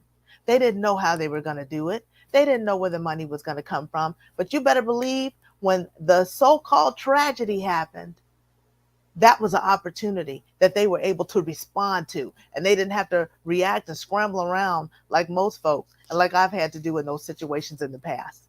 So I want to encourage you, don't assume life will be changed. Life will be the same. Anything can happen outside the realm of your control in the next 5 years, the next 2 years, the next year. So I know you might say, oh, I still got kids to raise. Let me wait till these kids, I can get them through college. Well, let me just wait till retirement. I'm going to retire in a few years. Let me just wait. Even if that's what you're going to do, don't neglect your heart. Sit down and write your plans and tweak them and pray about them and dream about them. And you may find out how to do it right now. Or if you want to do it later, that's okay. But just don't think that things will never change. Don't assume things will never change. And the last thing I'll say, because I'm closing in on my time, is that don't underestimate the level of sacrifice that it's going to take to live your hopes and your dream. You're going to have to give something up. One of the things that I hesitated, the reason I hesitated so much is because I wanted the prize, but I did not want to sacrifice. I wanted to remain in my house with the view, the north-facing view. I wanted to keep, my cars and my this and my that. And at some point, it's fine if you keep them, but what are you going to give up? What are you going to give up in regards to time? What are you going to give up? And one of the things that I had an opportunity to do is be in a room with some venture capitalists while they watched the pitch of new business, potential business owners. They were willing to look at startups, but they had to be strong plans and they had to be some things in terms of their skill set. And they were looking for a certain moxie and stick-to-itiveness in these people. And even though they may not have had the profitability because they were new. And so they were open. And time again, the mark was getting missed by way of sacrifice. And I didn't know what that was. I asked one of the venture capitalists, these businesses, a lot of them sound great. The business plans are awesome. These presentations are wonderful. Why are you rejecting them? And one of the men told me, he said that one of the problems is the sacrifice in terms of skin in the game. You can't write a 6-figure salary and want me to support your 6-figure salary and you have no profitability. Even if your plan may be great, what is it that you're willing to do? I'm willing to pay you something, but you don't have any profitability. I'm not going to pay you 6 figures out of my pocket. So I asked one of the women who had a great plan, I said, why did you write so much in terms of your requirement for your personal salary? And she said, frankly, 6 figures is what's going to take me in order to leave my job. And, I can't do it for anything less, than the number in the 6 figures that I asked for. You can't, the thing that a lot of these entrepreneurs didn't understand is that the venture capitalist was looking for them both to win. And they weren't looking to help to pay the 2 Mercedes car payments somebody might have. What are you going to sacrifice? I had to scale down my life. I'm not saying that people have to live under the freeway, but I tell you what, I sold off things. I scaled down to an apartment when I was used to a 3-bedroom house. I ended up at one point renting rooms from people. That's how bad I wanted it. I didn't want to go back to that mediocrity. I wanted to take a chance. And you don't have to do that. I know some of you have kids that's dependent on you. But you might look, do my kids need equestrian lessons and tennis lessons? Oh, that's around the stuff. And you may not be able to do it all at the same time. But what is it that you're going to give up? What is it you're going to give up by way of time? What way of time? I gave up television. Why? Because it just wasn't putting money in my pocket. And the little bit of energy I had left after I was working a job, I couldn't afford to night after night keep looking at that boob tube. I couldn't do it. And I'm not saying I like Netflix and all that, but how much? Don't go day in and day out and not work it on your own life plan, not work on where you want to go in life, not work on your hopes and dreams and move yourself through the continuum of success. Remember, I said, what you don't fight for, what you don't want, will automatically take over. And you'll put yourself in a circumstance. And know that you have everything it takes to do it. You're enough to do it in the skin that you're in. You don't have to do another thing. You don't have to lose weight to do it. You don't have to gain weight. You don't have to get married. You don't even have to get divorced to plan what you want out of your life. You can make that decision right now, and you're enough to do it. And you have to be unstoppable. Don't let people, places, or things keep you from living your hopes and your dreams. So you'll have to evaluate who are some of the people that you're spending your time with. What are they talking about? I like talking about hair and makeup like the next woman, but is that all she's talking about? What is she doing to advance herself? What is she doing to better herself and educate herself and to achieve something she wants in life? Those are the people I need around me, because that's what I'm trying to do. I don't need anybody questioning why I need to go to bed early all the time, why I can't stay out late all the time, why on every weekend I can't be at everything. You have to sacrifice, and you have to be willing to sacrifice. Excuse me. But lastly, assess your life. Assess your life. Victory is already yours. Assess your life. You've already achieved so much. You've already done so much.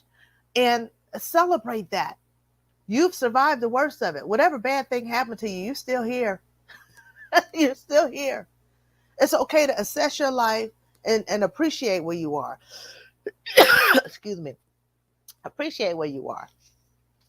And I want to leave you just with this. Know that you can do it. You have everything inside of you to live your hopes and your dreams.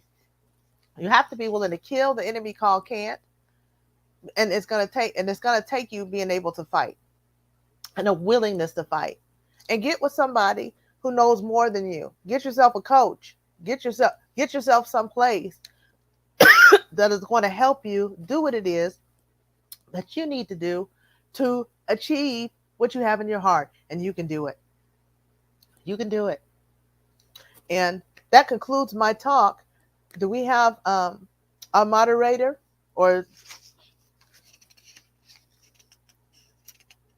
But I want to thank you. I want to thank you all for allowing me to come and share with you. Hello, moderator. I watched your entire presentation. Thank you so much. Oh. I want to say, first of all, you know, when you've been in church and the particular guest preacher comes and they walk down your whole row, and then they come back and they step on your feet, going and coming. So yeah. Thank you. I think I can get the dust off my feet. I don't know if I can work it out of my soul, but I'm getting ready to. I appreciate that. I bet you there was 20 or 30 folks that heard and watched that had that same feeling. Woo, you know, I know that. I'm glad I turned my mic off on purpose. Because otherwise, they might have picked up what I was saying about what. I'm just really glad to be able. Part of my passion is being able to help people learn from what I've gone through. If there's anything that I can do to help someone not have to make their way easier, to be able to clear a path for themselves, I want to be able to do it. I'd let none of the L's that I've taken in life go to waste. We have some things in common. So I've been a part of the prison ministry. I'm not currently, but I have. I preached my initial sermon in 2000. Okay. But I didn't do a lot of TV. I've done some. Radio has been my lifeblood. It's the gift that God gave me. And I'm not bashful, clearly. You are not bashful. No. I like talking to folks, but I also like to help people. So you just, this was a really good recharge, and I appreciate you. How can we get in touch? You can go to my website at www.liveshacklefree.com. Please sign up for my mailing list.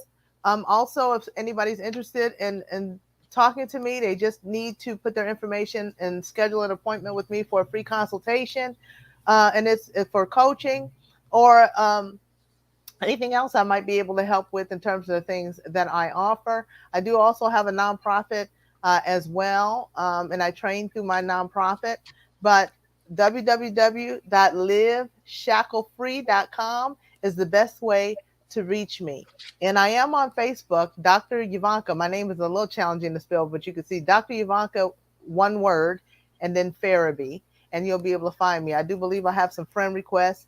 Let's reach out to me. And then Instagram is at Chaplain Ivanka. And Chaplain is Chaplain, not the other way. It's like Charlie Chaplin, but it's Chaplain Ivanka, and you'll find me on Instagram. You have made more than my day, and bless you for that. We appreciate you. Bless you. I'll see you at the top. And I will see you at the top and on the other side. On the other side. So thank you very much. For everybody who's staying, first of all, excellence is in your nature. It's in your blood, and you can do this. I want to make sure I take care of a little business, so join me, won't you? First of all, thanks again to Dr. Ivanka. Dr. Rich was amen and all the way through too. We saw you, so thank you, Dr. Rich. We appreciate that. We surely do. I want to make sure that you know that we've got a scholarship, and I want to tell you about that. The Black Business Expo's mission is to raise funds for high school seniors going to college or K through 12 entrepreneurs.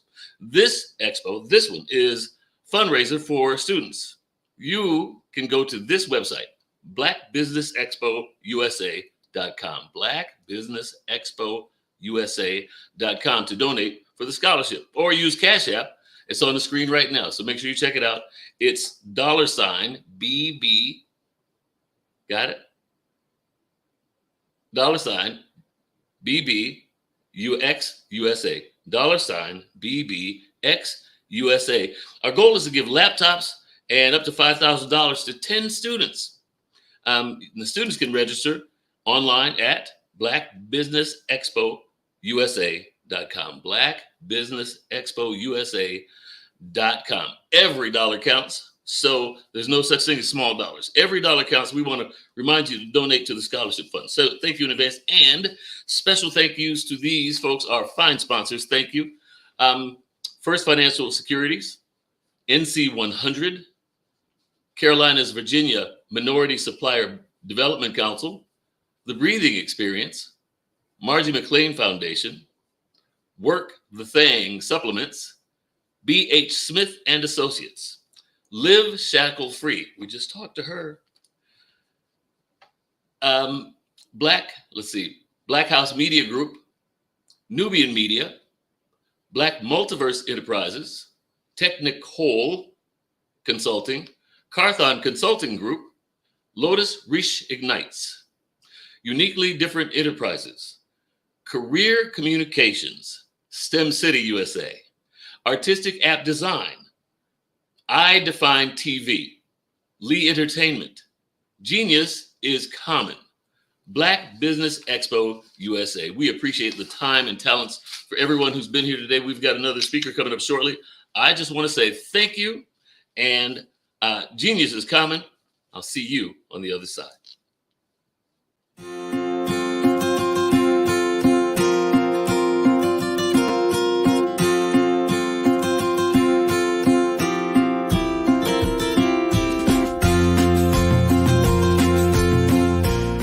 Hello, my name is Rochelle. I am 11 years old, and my genius is entrepreneurship, and my genius is comedy.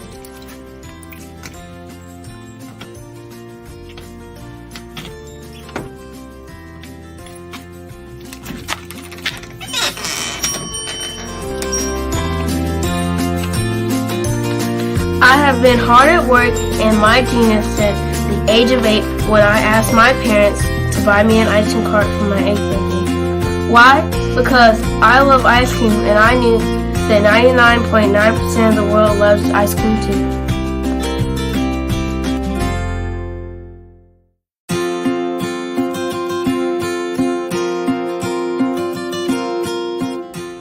I started my business because I wanted to make my own money, give to my school's missionary, help my family, and buy my own toys.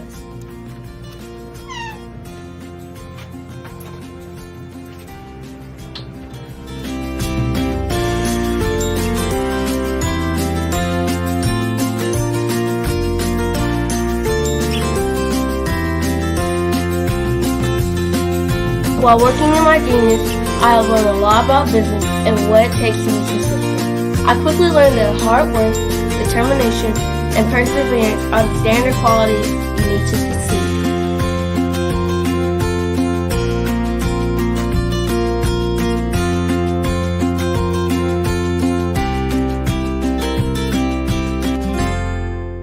However, in my 4 years as a business owner, I have learned things that you can't learn from a book, like the true meaning of customer service.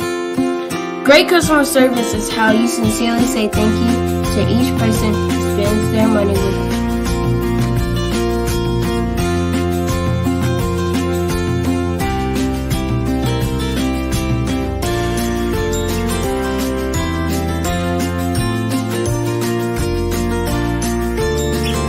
I have learned that there are more people praying for me to succeed than those who are not. I have learned that people are always watching and are expecting great things from me. I can't imagine letting them down.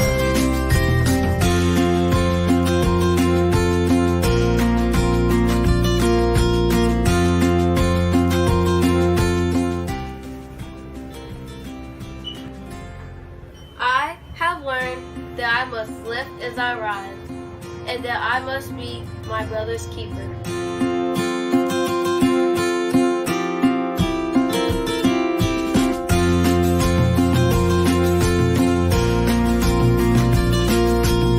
I have learned that it is very important to give back to the people, the causes, and the community where I live.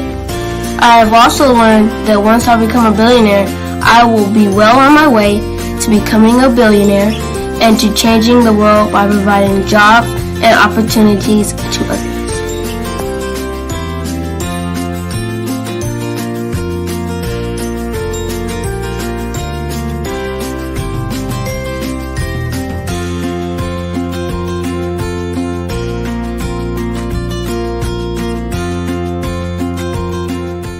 I'm Boshell, the little icing dude, and my genius is coming.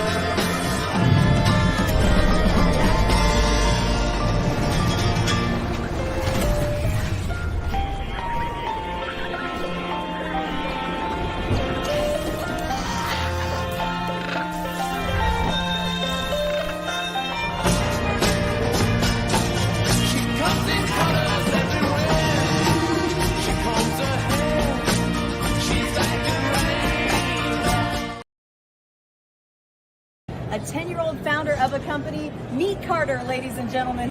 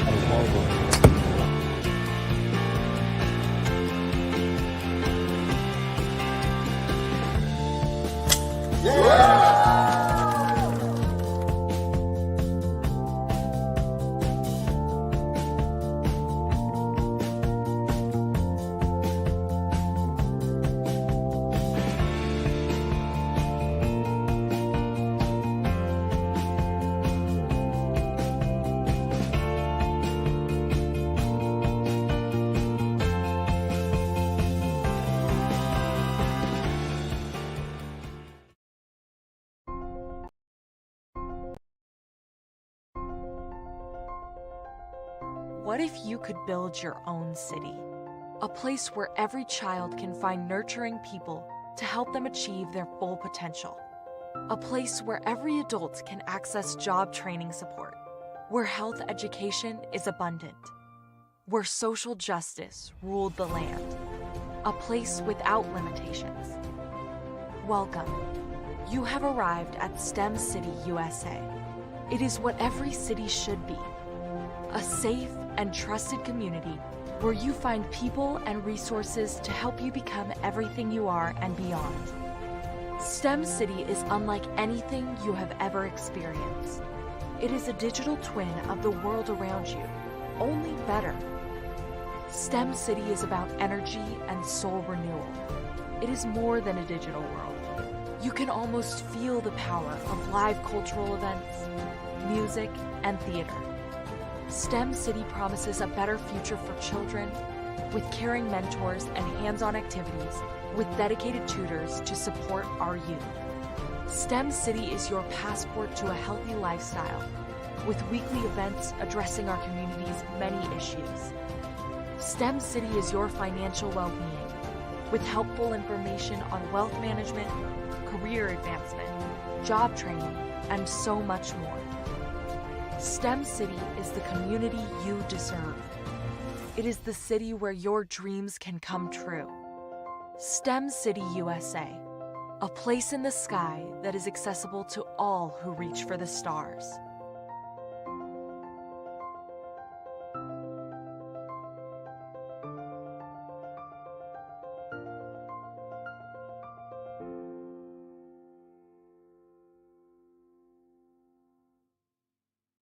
I am Black business. From the moment I wake until the time I sleep, I am Black business. I am Black business. Are you Black business? I am business. Do you support Black businesses? I support Black business because I am Black business. Black Business Expo, one of the largest business showcases in the history of Black business in the world. Sign up today at www.blackbusinessexpousa.com or call 919-308-9090. I am Black business. I am Black business. From the moment I wake until the time I sleep, I am Black business. I am Black business. Are you Black business? Did you know that entrepreneurs all around the world just want to be seen, heard, and provide great service? Well, I know that there is an expo that's going on to help entrepreneurs all around the world do just that and much more. Hi, I'm Dr. Lotus Richey. I'm the CEO of Lotus Richey Life Coaching and Consulting, along with being the show host of the Lotus Richey Ignite Show, news you can use and bring who you are. And today I'm bringing to you some amazing information about the Black Business Expo USA, hosted by none other than the remarkable Dr. Eric Kelly.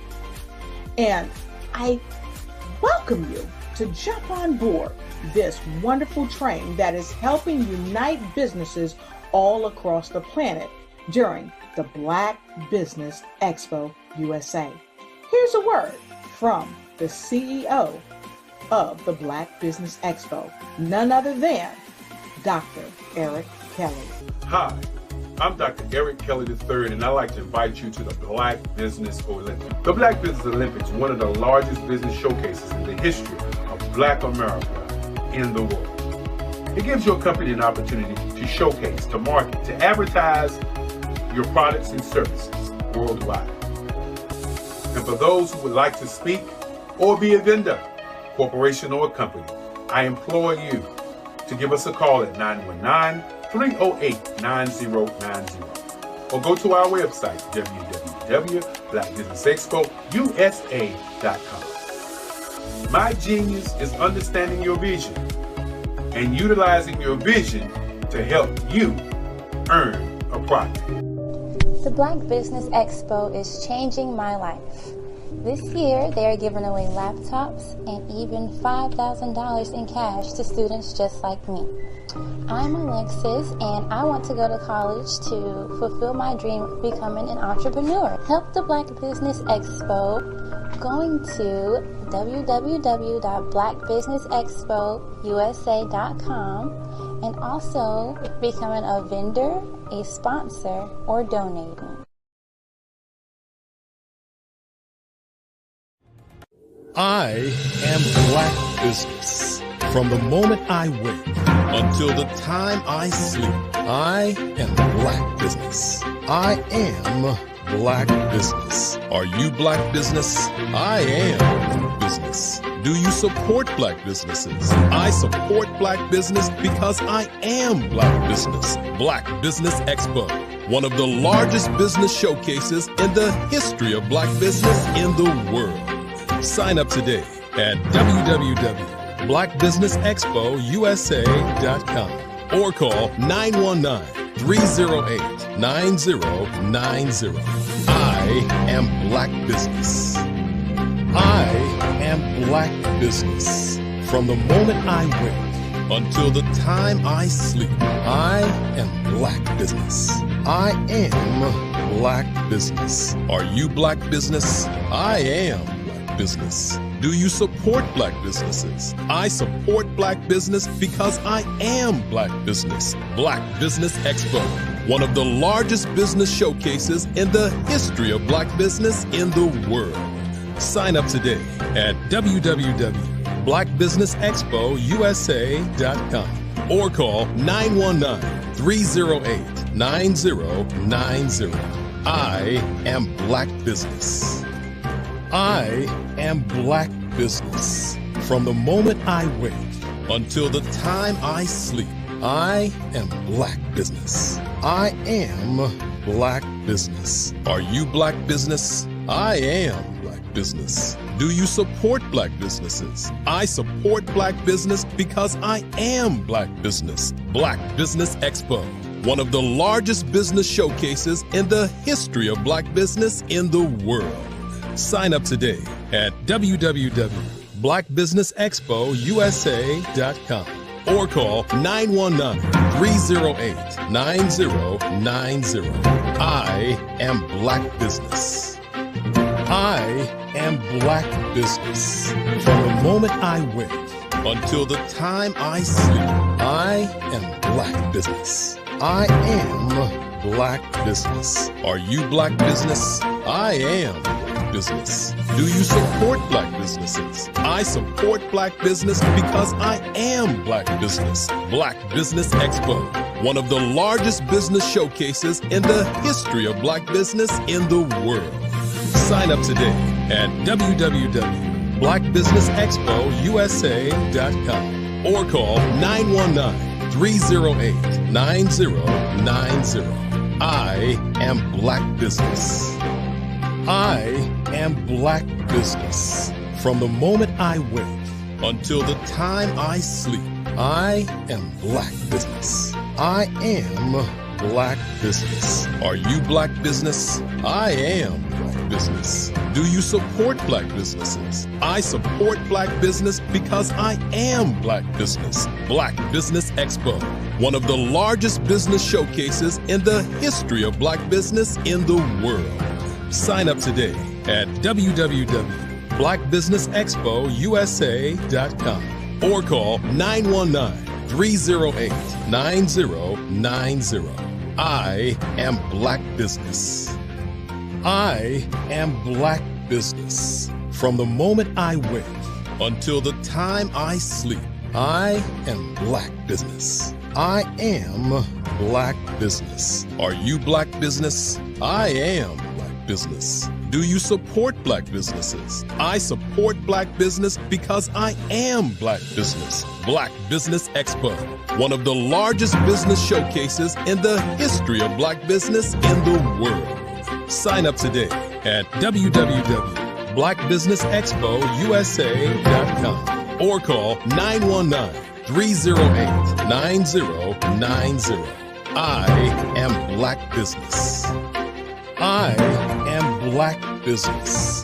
From the moment I wake until the time I sleep, I am Black Business. I am Black Business. Are you Black Business? I am Black Business. Do you support Black businesses? I support Black business because I am Black Business. Black Business Expo, one of the largest business showcases in the history of Black business in the world. Sign up today at www.blackbusinessexpousa.com or call 919-308-9090. I am Black Business. Good day. I hope all is well for you. Thank you for joining us here on the Black Business Network for Black Expo USA. This is going to be really good. The Black Business Olympics. We had really excellent speakers through the entire series. We aren't stopping now. We've got more for you. Good afternoon. My name is Cy Young. I am, start at the beginning. I am husband, father, minister, DJ, not records because I wasn't any good at that, but on the air, fun. So I'm a radio guy by trade and motivational speaker. And today I am yours. And so I'm hosting and moderating. And let's get to it if you don't mind. I would like to bring to you, I want to make sure that Denise Lee Kinsler is here. Are you here? Hello. So our speaker is Denise Lee Kinsler, and she's going to be talking about bridging the gap of Gen X to Gen Y. I think you're going to have a good time with this. We're going to have a good time. So, is she here? I'm here. Hey. Hi. How are you? How is everyone who can see me that I can't see?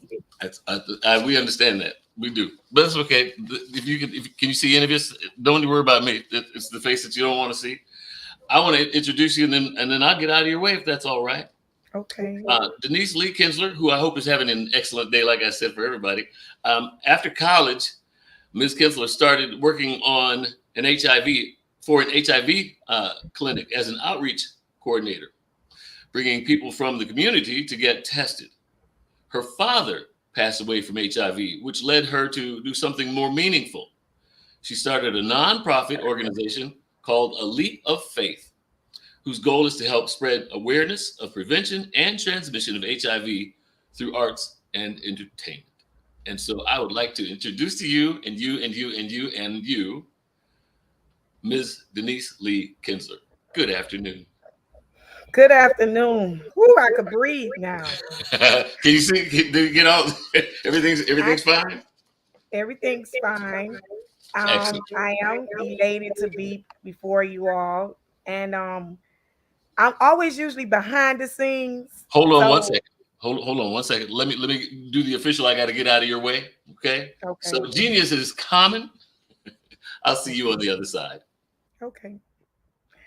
Well, I'm usually behind the scenes. As Mr. Sai say, and Dr. Kelly say, I work with the HIV field. But trust me, society, that wasn't what I actually signed up for. I'm actually a screenwriter. And because I'm a screenwriter, I do plays, I do productions. And one of my scripts, the first time I did was in Atlanta. I rented a hall, didn't know what I was doing, but it had a big crowd for all 3 days. And that was in 2008. And the script dealt with somebody trying to be slick and end up contracting the virus. The Lord say, when he be lifted up, he draw all unto thee. So he drew the HIV community to me. He drew the CDC. He drew the health departments and all the different people who work in the field. In my mind, I'm thinking I'm going to be producing shows all over the world. So I didn't know that the things that came to me were going to be mostly the HIV field. So when I came to Miami in 2008, I figured because of the love I got in Atlanta, Georgia, from Fulton County Health Department and CDC, which some of the people are retired, I thought when I come back to Miami, because this is where I'm actually from, Miami, Florida, I'm thinking, okay, let me connect with the health department and all the various organizations so we could do this film. Lo and behold, I had no clue about what people get funding. I never knew about that. That was never my reasons for being what I am today. And I went to the health department, and the health department gave me condoms here in Miami, Florida. They give me 18 cases of condoms every month for the rest of my life. And I'm not Dr. Kelly, or I don't have a PhD, I don't have a clinic, but they gave me condoms. So now, with lo and behold, with the grace of God, I didn't know what to do. I really kind of felt like, what in the world am I gonna do with condoms? But somehow, because as mentioned earlier by Mr. Sy, my daddy did shoot heroin and contracted the virus and died in 1989. I was a senior in high school. And my daddy died because my daddy was a big, big, big drug dealer. He sold keys. So God allowed me, instead of selling keys, God allowed me to flip condoms. So since flipping is in my DNA, it was a way of me to say, well, instead of doing something negative, let me save the community, not poison the community. So that's how it all connected. But however, me doing this, most people, because I am a Black woman, I am from Liberty City, born and raised here in Miami, Florida. And most people figured I done stole some condoms from a clinic and I'm out here in the middle of the street hustling it. I had no clue what God was doing, but I love that when God do something, because when he's for you, who could be against you? Number one, God was making sure I had eyes to see before I go where he took me in my destiny. I am a published author or a poet as well, and I wrote because of pain. I didn't write to be seen. I didn't write to entertain. I didn't write just so I could be famous. I wrote because I was pushing through my pain on a pen. So now I had no clue that the things that God was allowing me or birth inside me to do, I didn't know I was going to be ostracized, criticized, rejected, denied, lack of access. And that's why out came a Leap of Faith Foundation. Everything God has blessed me to do was on faith. I have never had no type of money, budget, sponsors, none of this, no whatever grants, none of that. I was told, just like I would say, to get a degree, then you'll have your favorite job or you'll get a great job and pay well. That didn't apply here. So me coming into business was never, oh, I just want to open up a business. I want to help the community. That was not this direction. I was forced into where I am and who I am today. And I love the Lord with all my heart, because if it wasn't for God taking me through these routes, I wouldn't have the eyes to see and the ears to hear the things that I've observed, especially when it comes to the business world. When it comes to our young people, God allowed me to draw to the young people because of the life that I came from, which, like I said, I was involved in a life with my father and my mom. And I had no clue what was going on. I remember the lavish cars, I remember the clubs, and I was young. So my way of reaching out to my young people is what you think is not normal could be normal in their world, because that's the world they know. And what I find when it comes to us, especially when we get higher up, we forget there once was a time before you got there, somebody had to show you the way, show you the right way. So if I see children who I know that are hustling, or they out there, I've seen children selling their bodies, selling their the drugs, heroin. I've seen it, and I look at them and I find a better way without telling them what I'm doing. And when they get comfortable with you, then you show them a better way. I can't just go and slap them upside the head and tell them you shouldn't do that. And that is the reason why I have drawn my young community. Plus, they see me out there with these condoms, giving condoms out on Miami Beach. Now I'm viral all over the world. I had no clue. I was thinking local. I was thinking that, okay, let me be local. And then while I'm local, it'll help me with production. It'll help me with marketing for productions, upcoming productions. I didn't know now that because I was doing this, I'm going to be known all over the world as the condom lady. Here is the condom lady. When I walked in the school system 5 years ago, the first thing the kids said to me, that's the condom lady. I'm looking at them like, really? How you know that? And they showed me videos of famous YouTubers and even some celebrities who have videoed me, but no one never did like Dr. Kelly has asked me to tell my story and why am I doing what I'm doing. So again, most people figure I work for a health department. I work for the clinics, which I have worked for clinics, but all they want me to do is to use my face to get them to the facilities. And of course, that became known because the people feel comfortable with me. So, yes, they're going to go get tested. But then I realized you're intercepting what I should be getting for the foundation. And it was like, oh, no, I can't keep doing that because even if I'm not at these clinics, they're still going to profit off that patient. So I still have my foundation. I went back to teaching, which was my first love, but I don't have that type of time. So that's why I say the blessing of being a teacher is I work with high school students. I see their gifts and I'm passing through. And I feel like that I'm imparting and waking up the seed that's in them based on their level of intelligence, as far as the things they like to do, invent, create. And I tell them even their clothes, if their names are a clothing line. And I think Generation X, which is us, 50 and over, or 40 and over, whereas Generation Y is under that. I feel like we dropped the ball because a lot of us have gotten so comfortable and thought it's about a title. When you make the title, it ain't the title that makes you. And these children don't care about your bank accounts, your titles, or your power or your position. They care about how you change their lives. And so with them seeing me in so many different facets, as far as from where they think I'm common, opposed to when they figure you're educated. And some God has blessed some of them to be tested by me. Some of them have gotten condoms as far as the community, and some have seen some of the shows. So God has blessed me to be walking all facets of life. When it comes to business, it's just not me just telling people what to do. I rather show you, because I believe you lead by example, not dictating what people do. And the fact that, like, all the stereotypes we have, especially when it comes to us as Black people, especially Black women, I love to bust a bubble and remove that propaganda from these young people. Number one, if you believe what you hear, number one, Miss Lee Kinster could not stand before you. A lot of folk go by what they hear and never know who you are, and that's how they treat you. They treat you by what they done heard, and usually they have heard from somebody that's a hater. And usually when they hear from a hater, you believe that, and then you make your decisions on accusations from someone who could never be in your presence. So when I tell the young ladies, I say, think about when a young man tries to talk to you. If he try to talk to you and he don't get the time of day, what's the first thing he does? And of course, they come with their language and the things that they say.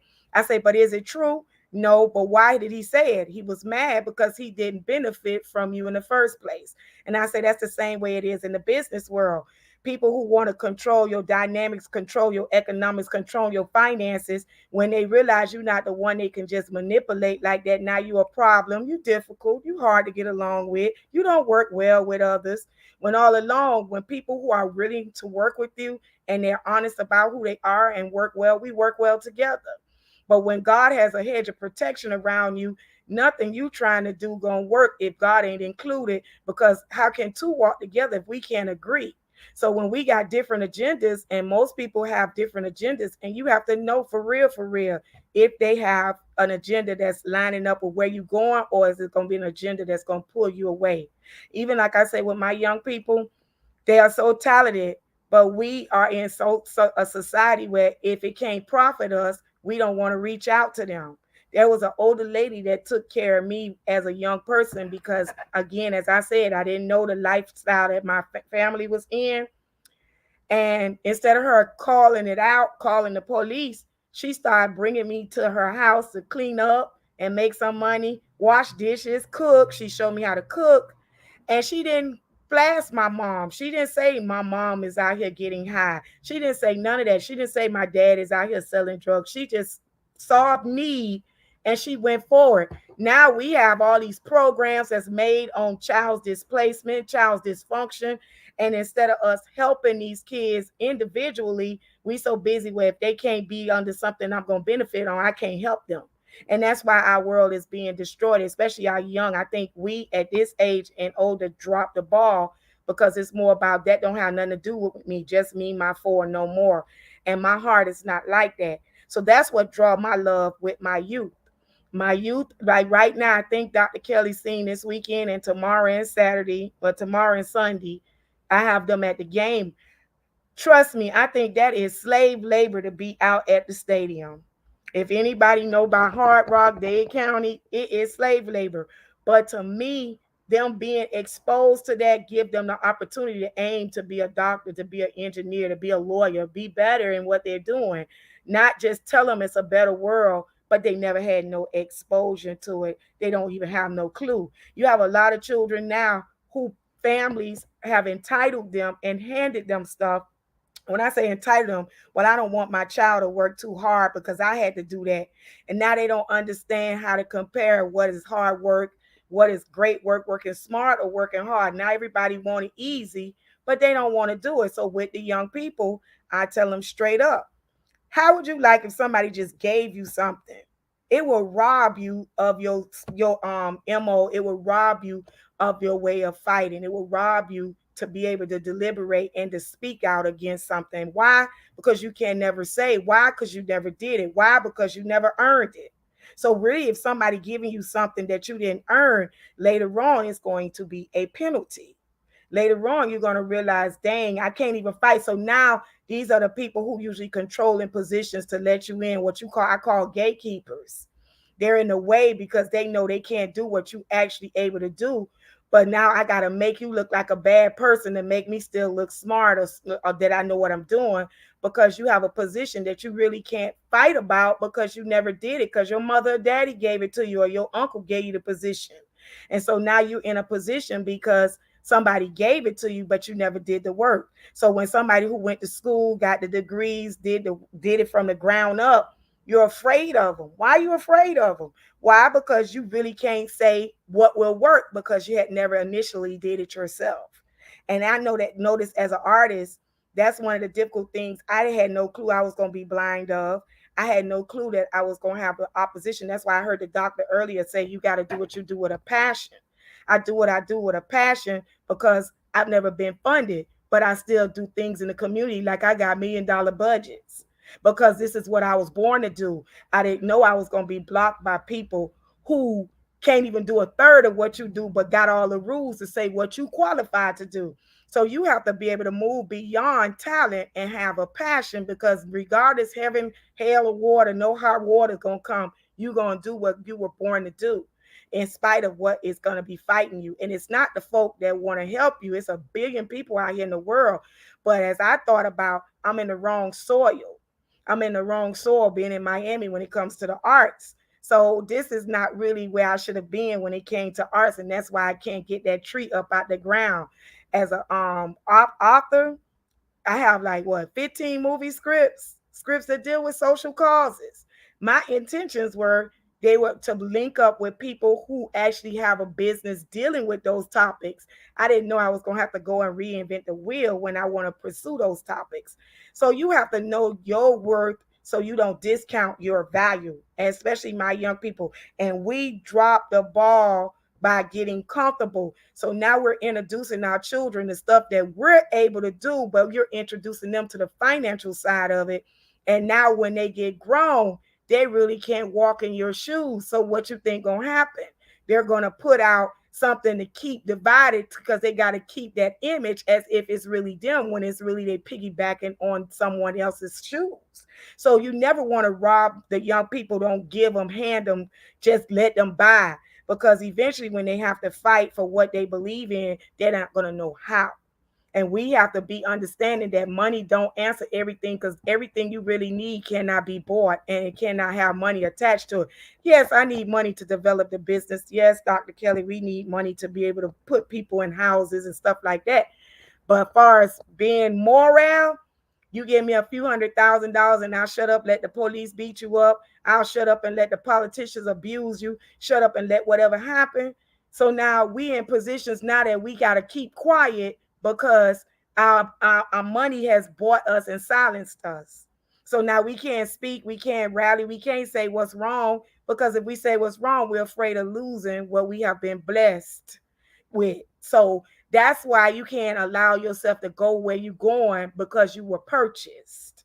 Young people want to get in because they got a nice butt, they got big tits, they got nice everything outwardly, but inwardly incapacitated on being able to produce. It doesn't matter about how cute you are, how your brain is. This is what matters, how your brain is, not about your beauty. You cannot buy success. You cannot, you have to do it. The only place success come before work is in your dictionary. You have to do it. When you do it, that's where your confidence comes. You got all these programs on mental health and people building people's self-esteem. You build your self-esteem by getting out there in that gutter and do the work to build what you're doing. If you haven't never did it, you never gonna feel confident. When you're around talented people, you happy to see talented people when you're talented because you know only you can do you. Nobody else can do you but you. But when I'm trying to imitate someone else, imitation of someone else is assassination of yourself. I just think about Kobe Bryant. In the beginning, Kobe was so busy wanting to be like Mike. But as he got older and he started realizing the reason why you have what you have is because you're in a world where they're going to cater to you because of what you're offering. When he retired, he started doing so much philanthropy work. And look what happened. How ironic. I just really don't believe that just what really, really happened. But that's another story. When you're making a change, there will be a change. There will be a change. Why? Because the only way change can happen is when somebody make a change. Far as if I'm a stripper, like I tell my young people, they just think the dope world and stripping and all that is, or sports is the way to go. Here's what happened. If you into strip, you decide you want to strip. This is what's going to happen. Now what's going to happen when you're not pretty no more? What you going to do? If you build your money on what you look like rather than your brain, eventually everything is temporary. If I decide to find the Lord because I'm stripping, who finna lose money? The strip club. So do you really want to make your money on something that's only temporarily, or you want to make your money on as you grow, your money increases? That's the difference in a writer in the business. When you're a writer, even if I'm dead and gone, the family get it, the children get it, and whoever benefit off of it, it doesn't stop. But if I'm beautiful and making my money, eventually everything spreads. So I try to get to my young people by telling them, you have to do things accordingly. Everything is temporary. Don't get stuck in this the only way to do it. Especially if you want to be beautiful. Now you want to be beautiful. You want to gain a guy just because you're pretty and you have nothing else to offer. Now every time she see a pretty young lady, she going to be tripping. Young men, I tell a young man, you think because you driving a nice Fiat, you driving a Maserati or a Tesla, now you done went and got the girl because of what you driving. So now you don't have a car anymore. What you think? She going to look at you sideways like, we catching a bus, we catching Uber. What's wrong with you? How you get in is how it's going to happen. This is the only way that we going to have to do. We have to do better. We got to encourage. We got to educate. I don't know I'm stupid if nobody never tells me. Oh, you're going to condemn me. You have people judging a whole race of people. There are people who judging us as Black people, don't even know nothing about Black people, have never been around Black people, but go by what they heard about Black people. And then here's what happened when they find out about you. Wow, you're really intelligent. When you look at them like, dang, what am I supposed to be? But then you realize as you get older, you have woke up the minds of somebody who had been in darkness for so long. So I tell my young people, you have to be what you say you're going to be. Don't tell me I'm going to be a doctor or engineer. I tell them straight up, what you say you're going to be? Oh, I'm going to be a doctor. You ain't going to be no damn doctor. And when they see my face and they look, and I look at their face, I say, now you see what I just said? I say, now, if you be a doctor, now I'm going to be like, oh, I knew you was going to make it. I knew you were going to do well. But if you try to tell people who already programmed to think what they're thinking, that is never going to work. That's why white America don't believe we're successful. We're entrepreneurs. We're doctors, engineers, airline pilots. They would never believe that. Why? Because they've been programmed. And when you've been programmed, nothing you can say going to change their thought process, but your work will speak. Your actions will speak. And when your actions speak, that's what shocked people when they find out I'm a screenwriter or I do fashion shows, I'm a published author, because their image is stuck in me being out there in the middle of that street, giving out them condoms, and that's all they saw. And that's how people label you. I label you based on my understanding, my level of intelligence. So even as I tell my young people, You don't have to tell the people when I'm out here. If somebody was to call me dumb, stupid, or whatever, I tell the young ladies this: if she picking at you, that's a level of understanding of you. Why would you argue with somebody who think that? If somebody call me dumb or stupid, I'm a published author, I run 2 businesses, I'm an educator. How is it that I would argue with somebody who would call me stupid? You stupid to their level. You just let them be. All they did was reveal to you who they are. And revelation comes from rejection. People who reject you, that's because they don't believe in you. That's because they don't understand you. That's because they think what they think about you and don't know you. You can't get offended. Now, trust me, Dr. Kelly and audience, it took me at least 40 years to learn that. I didn't understand it, but now as I get more and more up in season in life and my 51 years of age, I love when people underestimate me. I think that's the best gift in the world, the gift of underestimation. I don't need to tell you my titles, my accolades, or my background, because number one, when you see my work, you the one gonna be lacking access. Why? Because you didn't get me when I was there knocking at your door. Not just Jesus say, I stand at the door and knock, behold, harden not your heart. When people don't receive you, let it be like dust under your feet. Keep it moving, because then they won't have access to you and you know who they are. Why do we want people, especially my young people, why you want people to like you for what they know about you or what you have? That's not authentic. There's something I remember Bishop Jakes preached about one time, a long time ago. That's what really started changing my mindset when he said, know your circle. You have a confidant, you have the comrades, and you have your constituents. Your constituents, well, your comrade, your confidants are the people who they ride or die with you. They with you hell and high water, whether you got it, whether you don't. That's your confidants. Your constituents, they sound like your confidants. That's because they're attracted to what you're able to do for them. But they'll say the same thing as a confidant. But as soon as they meet Dr. Kelly, who you was connected to, now they gone and you never see them again.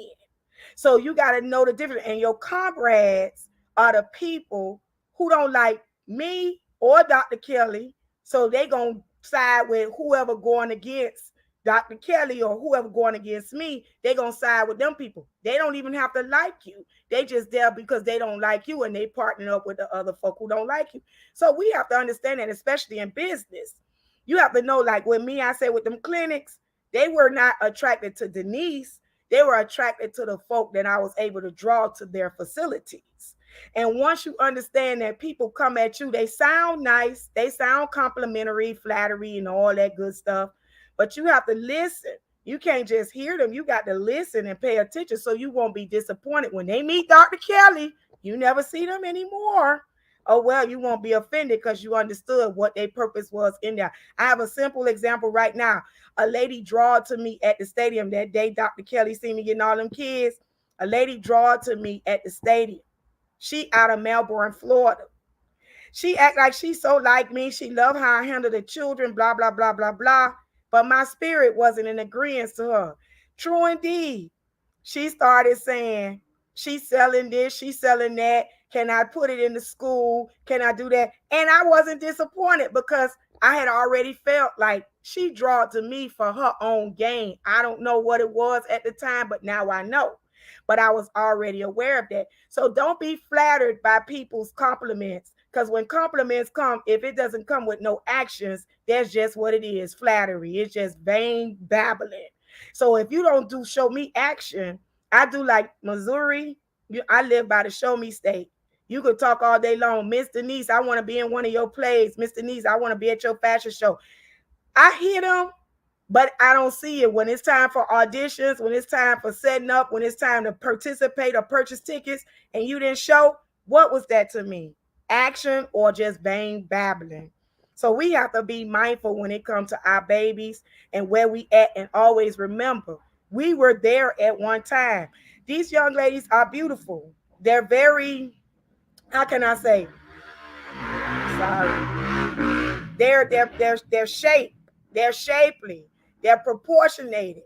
And you have to teach them, don't condemn what they looking like. Show them that men love mystery. You don't have to show everything. You want to get them because of your brain, not because of your behind. You need brain and beauty. You don't just need beauty, because then you're going to become somebody's slave.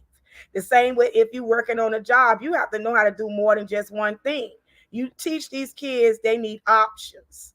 I love the fact that God blessed me with options, whether it's secretary work, outreach work, whether it's teaching, whether it's case management, social work. But I'm not bound by a particular box, pigeonholed, where I can't go nowhere. So now I got to be subject to abuse. Why? Because they know I can't go anywhere. So we have to teach our children that, one, ain't nothing wrong with hard work. Clean the bathroom. If you got to clean the bathroom, clean the bathroom. But you know, this is just a temporary moment. This ain't somewhere for you to get stuck. If you get stuck, now you're going to be angry, and angry people make other people angry. Miserable people make other people miserable. Why? If you're not happy with what you're doing, you have to make a change. They had a story matter of fact, I used that story today. They was complaining about the food in the cafeteria. I told them, babies, let me tell y'all something. Y'all been complaining about this food for a long, long, long, long time. The dog was sitting on the nail. The dog was crying. Dr. Kelly came to the house. Dr. Kelly said, why is the dog crying? Oh, don't worry, Dr. Kelly, that dog all right. Come on in. Dr. Kelly come by next week. The dog's still crying on the nail. Dr. Kelly said, Denise, what are you going to do about this dog? I say, look, that dog, okay, don't worry about it. Come on, let's go do what we got to do. Then Dr. Kelly came the following week, and he said, why is this dog keep crying and howling? I say, Dr. Kelly, if the dog get his ass up off that nail, he will stop howling. In other words, if you cannot bring change to a situation, why howl about it? As you heard the motorcycle that just passed by, some people are so good at making noise, and that's all we do. We don't do anything to change our neighborhood, but we definitely want to be seen, and we definitely like to make noise, but then that's all it does is stop right there. And if you're not making a change in someone's life, then you need to evaluate, what can I do? What am I doing just because it's benefiting me? Is it helping anybody else? Really, are you making change? We so busy chasing the bag, we not making legacy and history, because we just chasing image, we chasing titles and chasing the dollar. And then when we die, all we gonna be is replaced. So you need to make it, make a conscious decision on where you play it in people's lives. Do you want to add to their lives, or do you just want to be seen in their lives? And when you do the work, period. I'm finished, Mr. Sai. I promise you, I was not hurrying you at all. I was sitting right here. I had a tech issue and came back. I said, please don't let me miss. Okay. But I thank y'all so much. I made history today because I really never told my story. I never said much about who I am. And I thank God this is my first time ever really, like, it was specifically on you. You said screenwriter? Yes, I am. Nobody understood. They don't know because I haven't met the right people. I'm a screenwriter. There was a speaker on before you, Dr. Farabee. Reach out. I think she might be helpful. I got about 15 movie scripts. I just want to give them or sell them. I don't want to produce. I just want to put them in the hands of people who got that's why you have YouTubers. Because you might want to do that if you get paid like the producer. Well, hey, I haven't had that option offered. Everybody wants me to produce for their game. Yeah, but it's time, maybe time for yours, huh? I agree, but that's why Dr. Kelly gonna make sure that happen. I think you got with the right folks. You are definitely with the right folks. Well, I'm really honored. I want you to know you have been a treat and a delight, and your story is worth telling. And don't stop now. Okay. Well God done. Bless y'all. Thank you for having me. And I look forward to seeing you again at other levels. So keep up your excellence. Keep striving. Thank you. Most welcome. And as we've been saying, I'll see you on the other. Genius is common. I'll see you on the other side. Amen. All right. So I want to tell everybody that's been so far, the speakers have been so wonderful. I would love it if you got a chance to see and watch and view. Make sure you share these so other people, can get a little taste of what you've been having a taste of today. We've got other speakers coming up. As a matter of fact, I think we're here till 8. So you're going to have a good time, lots of information. Maybe they'll key a thought with you. I want to make sure that you stop by and do business with or thank these wonderful sponsors. Also, Dr. Kelly, who's a friend of mine, and he said, hey, listen, what are you doing? I said, nothing. He said, good, I got something for you. So I appreciate that. Take advantage of the opportunities you have. That's my little bit.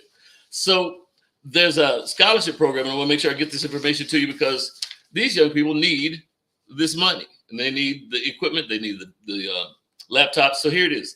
The Black Business Expo's mission is to raise funds for high school seniors going to college or K through 12 entrepreneurs. This expo, this one, is a fundraiser for students. You may go to blackbusinessexpousa.com, blackbusinessexpousa.com, and that's where you can make your donation to this scholarship fund.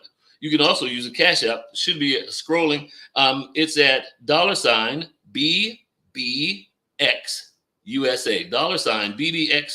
$BBXUSA, to make sure that you participate and help some other folks. So the goal is to give laptops and up to $5,000 to 10 students.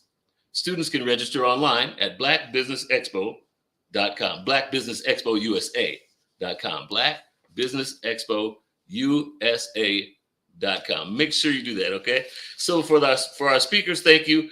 And now for our sponsors who have made this opportunity wonderful just by your help. Sponsors, thank you. And here they are.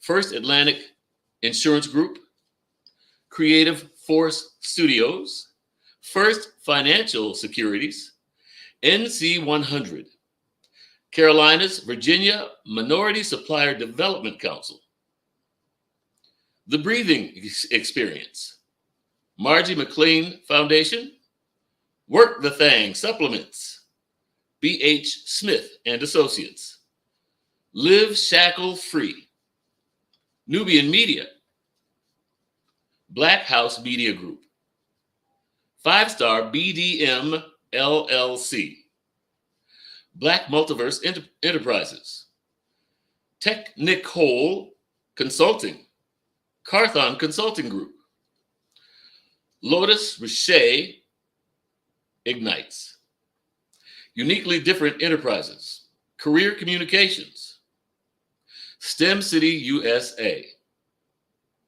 Artistic App Design, I Define TV, Lee Entertainment, Genius is Common, and Black Business USA. It has been my pleasure to be with you for this portion of this, the Black Business Expo, Black Business Olympics on the Black Business Network. My name is Cy Young. Genius is Common. I'll see you on the other side. Hello, my name is Kiasi Helm and I'm 14 years old. I think my genius would probably have to be setting goals and achieving them. I say this because ever since I was young, I always wanted to be an author, and at age 11, I ended up achieving this. But not only did I end up becoming an author, I ended up becoming a public speaker, a publisher, a business owner, all these great things. The name of my business is Written by Kids Publishing Company. I decided to start this company because I thought it was important for me to help kids my age express themselves through literacy and just achieve their own goals. Because to me, achieving goals is the best thing in the world to feel. It's you just achieving things and aspirations that you set for yourself. And I know that everybody is capable of this because even if you don't end up achieving the goal, you still tried your best, and that's the most important thing. And everybody is capable of this because genius is common. Thank you. Hi, I'm Janae Adams, and my genius is I know how to attract money to people. I paid off $50,000 of debt in 2 years. That's right, $50,000 of debt in 2 years. Now I travel the world as an international speaker and the author of 2 books sharing my story of how I did exactly that step by step. Not only am I a speaker, but I also do financial wellness programs for corporations, and I have an online platform and online courses for individuals around the world. So that is my genius, and of course, genius is common.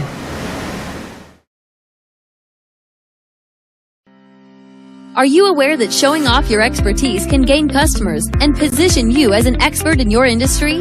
Consumers need confidence to purchase, so let us showcase your knowledge by interviewing you for a 3 to 5 minute video. We'll position you as an industry expert with a customized interview-style video, and for a limited time, we'll cover all production costs. Click this ad or call now for all the information. You'll want to experience the same 5-star service our customers love. So take advantage of this one-time offer. Click this ad or contact us now.